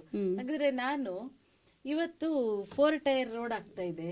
ಈಗ ನಾವು ಶಿವಮೊಗ್ಗದಿಂದ ಹೊರಟ್ರೆ ಬೆಂಗಳೂರು ಬರೋವರೆಗೂ ನಾವು ಮೊದ್ಲು ನೋಡ್ತಿದ್ದಂತಹ ರೈತರ ಜಮೀನು 2 ರಸ್ತೆ, ಒಂದು ಇಷ್ಟು ಅಗ್ಲ ಇತ್ತು. ಇವತ್ತು ಇಕ್ಕೆಲ್ಲ ರೋಡ್ ಇತ್ತು. ಈಗ 4 ಟೈರ್ ರಸ್ತೆ ಅಂತ ಮಾಡ್ತಿದ್ದಾರೆ. ಅದಿರ್ಲಿ, ಶಿವಮೊಗ್ಗದಲ್ಲಿ ಇದು ಏರ್ಪೋರ್ಟ್ ಆಗ್ತಿದೆ. ಇಡೀ ಸುತ್ತಮುತ್ತಲ ಒಂದು ದೊಡ್ಡ ದೊಡ್ಡ 2-3 ಊರುಗಳೇ ಇವತ್ತು ಬಿಟ್ಬಿಟ್ರು. ಅವ್ರು ರೋಡ್ ಸೈಡು ಅಂಗಡಿಗಳು ಇಟ್ಕೊಂಡಿದ್ದಾರೆ, ಬಿಟ್ರೆ ಊರೇ ಶಿಫ್ಟ್ ಆದಂಗಾಯ್ತು. ಅದು ಅಭಿವೃದ್ಧಿ. ಅದು ಅಭಿವೃದ್ಧಿಗೂ ಮತ್ತೆ ಈ ಯೋಜನೆ ಇರೋ ಇದಕ್ಕೂ ವ್ಯತ್ಯಾಸ ಇರುತ್ತೆ. ಅಭಿವೃದ್ಧಿಯ ಹೆಸರಲ್ಲಿ ನಾವು ಸಣ್ಣ ಪುಟ್ಟ ತೊಂದರೆಗಳಾಗತ್ತೆ. ಹಾಗೆ ಈಗ ಏರ್ಪೋರ್ಟ್ ಆದ್ರೆ ಅದನ್ನ ಫುಲ್ಫಿಲ್ ಮಾಡ್ತಾ ಇದೆ ಸರ್ಕಾರ. ಹೌದು, ಮಾಡ್ತಾ ಇದೆಯಲ್ಲ. ಇವತ್ತು ಈಗೇನು ಆರ್ಥಿಕತೆಯನ್ನ ಸಮತೋಲಿಸ್ತಾ ಇದೆ. ಜಲಚರ ಪ್ರಾಣಿಗಳಿಗೆ ತೊಂದರೆ ಆಯ್ತು, ಅದಕ್ಕೆ ಇನ್ನೊಂದು ಯಾವ್ದೋ ಇದಾಗ್ತಿದೆ. ಇವತ್ತು ವಿದ್ಯುತ್ ಶಕ್ತಿ ಯೋಜನೆಗಳನ್ನ ಮಾಡ್ತಿದ್ದಾರೆ, ಮೈನಿಂಗ್ ಇದನ್ನ ಮಾಡ್ತಿದ್ದಾರೆ. ಅಣೆಕಟ್ಟು ಮತ್ತೆ ನೀರಾವರಿ ಯೋಜನೆಗಳಿಂದ ಆರ್ಥಿಕ ಅಭಿವೃದ್ಧಿ ಆಗ್ತಿದೆ. ದೊಡ್ಡ ದೊಡ್ಡ ನೀವು ಹೇಳ್ದ ದೊಡ್ಡ ಕಾರ್ಖಾನೆಗಳಿಗೂ ಸಹ ಈ ಅಣೆಕಟ್ಟುಗಳ ಅವಶ್ಯಕತೆ ಇದೆ. ಆಮೇಲೆ ಇವತ್ತು ಎಷ್ಟೊಂದು ದೊಡ್ಡ ಪ್ರವಾಸಿ ತಾಣಗಳಾಗಿ ಅಣೆಕಟ್ಟು ಯೋಜನೆಗಳು, ನೀರಾವರಿ ಯೋಜನೆಗಳ ಬುಡದಲ್ಲಿ ಆಗ್ತಿದೆ. ಸರ್ಕಾರಕ್ಕೆ ಆದಾಯವನ್ನು ತಂದುಕೊಡೋಕೆ ಇವತ್ತು ಎಷ್ಟು ದೊಡ್ಡ ಒಂದು ಪ್ರಾಫಿಟಿಂಗ್ ಇದು. ಇವತ್ತು ನಾವೇನು ಆ ಒಂದು ವಿಶ್ರಾಂತಿ ಧಾಮಗಳಿರ್ಬೋದು, ಕ್ರೀಡೆ ಮತ್ತೆ ಮನರಂಜನೆಗಳು ಸರ್. ಇವತ್ತು ಏನು ಕಾಳಿ ನದಿ ಅಲ್ಲೆಲ್ಲ ಆಗಿರುವಂತಹ ವಾಟರ್ ಸ್ಪೋರ್ಟ್ಸು ಎಲ್ಲ ಕಡೆನೂ ಇದೆ. ಇವತ್ತು ಜನರಿಗೆ ಬದುಕಕ್ಕೆ ಅನ್ನ ಹೇಗ್ ಬೇಕೋ ಈ ಮನೋರಂಜನೆ ಕೂಡ ಅದು ಬೇಕು. ಇವತ್ತು ಎಷ್ಟೆಷ್ಟು ಹಿಂದೆಲ್ಲ ದೊಡ್ಡ ದೊಡ್ಡ ಫಿಲಮ್ಗಳು ಶೂಟಿಂಗ್ ಮಾಡಬೇಕು ಅಂದ್ರೆ ಔಟ್ ಆಫ್ ಸ್ಟೇಟಿಗೆ ಹೋಗ್ತಿದ್ರು, ಔಟ್ ಆಫ್ ಕಂಟ್ರಿಗೆ ಹೋಗ್ತಿದ್ರು. ಇವತ್ತು ನಮ್ಮ ರಾಜ್ಯಗಳಲ್ಲಿ ಅಂತಹ ಒಳ್ಳೊಳ್ಳೆಯ ಪ್ರವಾಸಿ ತಾಣಗಳಾಗಿದೆ, ಒಳ್ಳೊಳ್ಳೆ ಶೂಟಿಂಗ್ ಪ್ಲೇಸ್ಗಳಾಗಿದೆ. ಹಾಗಾಗಿ ಅಭಿವೃದ್ಧಿಯನ್ನ ನಾವು ಎಲ್ಲೋ ಸಣ್ಣ ಪುಟ್ಟ ತೊಂದರೆ ಆಗ್ತಿದ್ದಾರೆ, ಅದನ್ನ ಸರಿದೂಗಿಸ್ತಿದ್ದಾರೆ. ಇದು ನಮ್ಗೆ ಇರ್ಬೇಕು. ಏನು ಅದು ಹೆಚ್ಚಿನ ಪಾಲು ತೊಂದರೆ ಆಗ್ತಿದ್ರೆ ಅದು ತೊಂದರೆ ಅಂತ ಅನ್ಬೋದು. ಇದು ತೊಂದರೆ ಅಲ್ಲ. ಇವತ್ತು ನಾವು ಅಣೆಕಟ್ಟುಗಳು ಮತ್ತೆ ನೀರಾವರಿ ಯೋಜನೆಗಳು ಹಸನುಗೊಳಿಸ್ತಾ ಇರೋದ್ರಿಂದ ಅದನ್ನ ನಾವು ಹಸನಾಗಿಸ್ತಿದೆ ಅಂತಾನೆ ಆಗ್ತಾ ಇದೆ. ಅದಕ್ಕೆ ಸರ್ಕಾರ ಕೂಡ ರಿಪ್ಲೇಸ್ಮೆಂಟ್ ಕೊಡ್ತಾ ಇದೆ. ಆಗ್ತಾ ಇದೆ ಅಂತ ಅದನ್ನ ಬಿಡ್ತಾ ಇಲ್ಲ. ಎಷ್ಟೊಂದು ಪ್ರವಾಹ ನಿಯಂತ್ರಣ ಮಾಡುವ ಇಲ್ದಿದ್ರೆ ಕೊಚ್ಕೊಂಡು ಹೋಗ್ತಿದ್ರು. ಸರ್ ಹೇಳ್ದಂಗೆ ಕೊಡಗಲ್ಲಿ ಒಂದೇ ಒಂದು ಅಣೆಕಟ್ಟು ಇರ್ತಿದ್ರೆ 2-3 ವರ್ಷದ ಅತಿವೃಷ್ಟಿಯಲ್ಲಿ ನಾವು ಅದು ನೋಡ್ಲೇಬೇಕಾಗಿರ್ಲಿಲ್ಲ. ಇವತ್ತು ಅದೆಲ್ಲದಕ್ಕೂ ಸರ್ಕಾರ ಮತ್ತೆ ರಿಪ್ಲೇಸ್ಮೆಂಟ್ ಮಾಡ್ತಾ ಇದೆ. ಹಾಗಾಗಿ ಈ ಅಣೆಕಟ್ಟುಗಳು, ನೀರಾವರಿ ಯೋಜನೆಗಳು ಅನ್ನುವಂಥದ್ದು ಕೇವಲ ರೈತರಷ್ಟೇ ಬದುಕನ್ನ ಉತ್ತಮಗೊಳಿಸ್ತಿಲ್ಲ. ಇವತ್ತು ಇಡೀ ಒಂದು ದೇಶದ ಅಭಿವೃದ್ಧಿಯ ಒಂದು ಭಾಗ ಅಂತ ಹೇಳ್ಬೋದು. ದೇಶದ ಅಭಿವೃದ್ಧಿಯ ಜೊತೆಗೆ ಜನರು ಇವತ್ತು ನಮ್ಮ ಸರಾಸರಿ ಆವರೇಜ್ ಜೀವನ ಮಟ್ಟದ ಆವರೇಜ್ ಅನ್ನ ನೋಡಿದಾಗ ಅವನು ಅಷ್ಟು ಸಂತೋಷದಲ್ಲಿ ಇವತ್ತು ಖುಷಿಯಾಗಿ ಬದುಕದೇ ಒಂದು ದೊಡ್ಡ ವೀಕೆಂಡ್ ಅಂತ ಏನು ನಾವು ಮನೋರಂಜನೆಗೆ ಇದಕ್ಕೆ ತೆರಳ್ತೀವಿ. ಈ ಪ್ರವಾಸಿ ತಾಣಗಳನ್ನು ಕೂಡ ಅದು ಸೃಷ್ಟಿಸಿದೆ. ಯಾಕಂತಂದ್ರೆ ಇವತ್ತು ಬದುಕಿನ ಎಲ್ಲ ರೀತಿಯಲ್ಲಿಯೂ ಕೂಡ ಅಣೆಕಟ್ಟುಗಳು ಮತ್ತು ನೀರಾವರಿ ಯೋಜನೆಗಳು ನಮಗೆ ಸಪೋರ್ಟ್ ಆಗಿ ಇದೆ ಅನ್ನುವಂಥದ್ದು ನನ್ನ ವಾದ. ಉತ್ತಮವಾದಂತಹ ವಿಚಾರ. ಈ ಅಣೆಕಟ್ಟು ಹಾಗೂ ನೀರಾವರಿ ಯೋಜನೆಗಳು ಅಂತ ನಾವೇನು ಚರ್ಚೆಗೆ ತಗೊಂಡ್ವಿ, ಆ ಯೋಜನೆಗಳಿಂದ ರೈತರ ಬದುಕು ಹಸನಾಗ್ತಿದ್ಯಾ ಅಥವಾ ಹಸನಾಗ್ತಾ ಇಲ್ವಾ ಅಂತ. ಹೆಚ್ಚಾಗಿ ಇವತ್ತು ಹೈಡ್ರೋ ಪವರ್ ಎಲೆಕ್ಟ್ರಿಕ್ ಅಂತ ನಾವೇನ್ ಮಾಡ್ತೀವಿ. ಎಲೆಕ್ಟ್ರಿಕ್ ಇಲ್ದಿದ್ರೆ ನಾವೇನು ಮಾಡಕ್ಕೆ ಆಗ್ತಿದ್ದಿಲ್ಲ. ಇವತ್ತು ಆ ಎಲೆಕ್ಟ್ರಿಕ್ ಪವರ್ ಇಂದಾನೇ ಇಡೀ ದೇಶ ನಿಂತಿರೋದು. ವಿದ್ಯುತ್ ಶಕ್ತಿ ಕೊಡೋದ್ರಲ್ಲೂ ಕೂಡ ಅಣೆಕಟ್ಟಿನ ಕೊಡುಗೆ ಇದೆ, ಬೆಳಕನ್ನು ಕೊಟ್ಟಿರ್ತಕ್ಕಂಥದ್ದು ಅಣೆಕಟ್ಟುಗಳು ಅಂತ. ಹಾಗಾಗಿ ಈ ಪ್ರತಿಯೊಂದು ಕೆಲಸವೂ ಕೂಡ ಈಗ ಪ್ರಸ್ತುತ ಸಮಾಜದಲ್ಲಿ ನಾವು ತಗೊಂಡಾಗ ಪ್ರತಿಯೊಂದು ಕೆಲಸವೂ ಕೂಡ ವಿದ್ಯುತ್ ಆಧಾರಿತನೇ ಆಗಿದೆ. ವಿದ್ಯುತ್ ಇಲ್ಲದೆ ಏನು ಮಾಡೋಕೆ ಆಗಲ್ಲ ಅನ್ನೋಂಥ ಒಂದು ಸ್ಥಿತಿಗೆ ನಾವೆಲ್ಲರೂ ತಲುಪಿಟ್ಟಿದ್ದೀವಿ. ಅಂತಹ ಒಂದು ವಿದ್ಯುತ್ ಶಕ್ತಿಯನ್ನ ಕೊಡ್ತಾ ಇರೋದು ಕೂಡ ಅಣೆಕಟ್ಟು ಯೋಜನೆಗಳು ಅನ್ನೋಂಥ ಒಂದು ವಿಚಾರವನ್ನ ನಾವು ಗಮನಿಸಲೇಬೇಕಾಗತ್ತೆ. ಈ ಅಣೆಕಟ್ಟು ಹಾಗೂ ನೀರಾವರಿ ಯೋಜನೆಗಳು ರೈತರ ಬದುಕನ್ನ ಹಸನಾಗಿಸಿದೆ, ಹೌದು ಅಥವಾ ಇಲ್ಲ ಅಂತ ವಿಚಾರವನ್ನ ತಾವೆಲ್ಲರೂ ಈಗ ಆಗ್ಲೇ ಅತ್ಯುತ್ತಮವಾದಂತಹ ವಾದಗಳ ಮುಖೇನ ಮಂಡನೆ ಮಾಡಿದ್ದೀರಾ. ಈ ಅಣೆಕಟ್ಟು ಮತ್ತೆ ನೀರಾವರಿ ಯೋಜನೆಗಳು ಏನಿದೆ, ಈ ಅಣೆಕಟ್ಟೆಗಳಿಂದ ಅಥವಾ ನೀರಾವರಿ ಯೋಜನೆಗಳಿಂದ ರೈತರ ಬದುಕು ಅಷ್ಟೇ ಅಲ್ಲದೆ ಕೃಷಿಯೇತರ ಚಟುವಟಿಕೆಗಳಿಗೂ ಕೂಡ ಅನುಕೂಲವಾಗ್ತಿದೆ. ಸಾಮಾನ್ಯ ವರ್ಗದವರ ಬದುಕನ್ನು ಕೂಡ ಇದು ಹಸನುಗೊಳಿಸ್ತಾ ಇದೆ ಅನ್ನೋದನ್ನ ನಾವೆಲ್ಲರೂ ಈಗಾಗಲೇ ಗಮನಿಸ್ತಿದ್ದೀವಿ. ಅದರ ಹೊರತಾಗಿಯೂ ಏನೆಲ್ಲ ಸಮಸ್ಯೆಗಳನ್ನ ಅನುಭವಿಸ್ಬೇಕಾಗಿದೆ ರೈತ ಆಗಿರ್ಲಿ, ಸಾಮಾನ್ಯ ವರ್ಗ ಆಗಿರ್ಲಿ, ಅದಕ್ಕಿಂತ ಹೆಚ್ಚಾಗಿ ಪರಿಸರದಲ್ಲಿ ಇರುವಂತಹ ಜೀವ ವೈವಿಧ್ಯತೆ ಏನಿದೆ ಆ ಜೀವಿಗಳ ಮೇಲೆ ಕೂಡ ಅದು ಯಾವ ರೀತಿ ರೀತಿ ಪರಿಣಾಮವನ್ನು ಬೀರಿದೆ ಅನ್ನೋ ಒಂದು ಮುಖಪರಿಚಯ ಕೂಡ ಈ ಒಂದು ಚರ್ಚೆಯ ಮೂಲಕ ಆಗಿದೆ ಅಂತ ಭಾವಿಸ್ತಾ ಈ ಒಂದು ಚರ್ಚೆಯನ್ನ ತಮ್ಮೆಲ್ಲರೆದುರು ಮಂಡನೆ ಮಾಡಿದಂತಹ ನಮ್ಮ 4 ಅತಿಥಿಗಳಿಗೂ ಕೂಡ ಶ್ರೀ ಬಸವ ಟಿವಿಯ ವತಿಯಿಂದ ಹಾಗೂ ಅನುಭವಗೋಷ್ಠಿ ವೇದಿಕೆಯ ವತಿಯಿಂದ ಹೃತ್ಪೂರ್ವಕ ಧನ್ಯವಾದಗಳನ್ನ ಅರ್ಪಿಸ್ತಾ ಇದ್ದೀನಿ. ಶರಣು ಶರಣಾರ್ಥಿ. ಪ್ರಿಯ ವೀಕ್ಷಕರೇ, ನೋಡಿದ್ರಿ ಅಲ್ಲ, ಅಣೆಕಟ್ಟೆ ಹಾಗೂ ನೀರಾವರಿ ಯೋಜನೆಗಳು ಏನಿದೆ, ಈ ನೀರಾವರಿ ಯೋಜನೆಗಳು ರೈತರ ಬದುಕನ್ನ ಹಸನಾಗಿಸಿದೆ, ಹೌದು ಅಥವಾ ಇಲ್ಲ ಅನ್ನೋಂಥ ವಿಚಾರವನ್ನ ನಾವಿವತ್ತು ಚರ್ಚೆಗೆ ಎತ್ಕೊಂಡಿದ್ವಿ. ಈ ಚರ್ಚೆಯ ಮೂಲಕ ಹಲವಾರು ವಿಚಾರಗಳು ತಮಗೆ ಲಭ್ಯ ಆಗಿದೆ, ಮಾಹಿತಿಗಳು ಲಭ್ಯ ಆಗಿದೆ. ಈ ಮಾಹಿತಿಯ ಮುಖೇನ ತಾವೆಲ್ಲರೂ ಒಂದು ಚಿಂತನೆಯತ್ತ ಸಾಕ್ತೀರಾ ಅನ್ನೋಂಥ ಒಂದು ಭರವಸೆಯನ್ನ ಇಟ್ಕೊಂಡು ಇಂದಿನ ಈ ಸಂಚಿಕೆಯನ್ನ ಇಲ್ಲಿಗೆ ಮುಗಿಸ್ತಾ ಇದ್ದೀನಿ. ಮತ್ತೊಂದು ಸಂಚಿಕೆಯಲ್ಲಿ ಮತ್ತೊಂದು ವಿಷಯವನ್ನ ಹೊತ್ತು ತಮ್ಮ ಮನೆಗೆ ಬರ್ತೀನಿ ಅಂತ ಹೇಳ್ತಾ ಅಲ್ಲಿವರೆಗೂ ನಿರಂತರವಾಗಿ ನೋಡ್ತಾ ಇರಿ ಶ್ರೀ ಬಸವ ಟಿವಿ. ಇದು ಸಂಸ್ಕಾರದ ಬೆಳಕು. ಶರಣು ಶರಣಾರ್ಥಿ.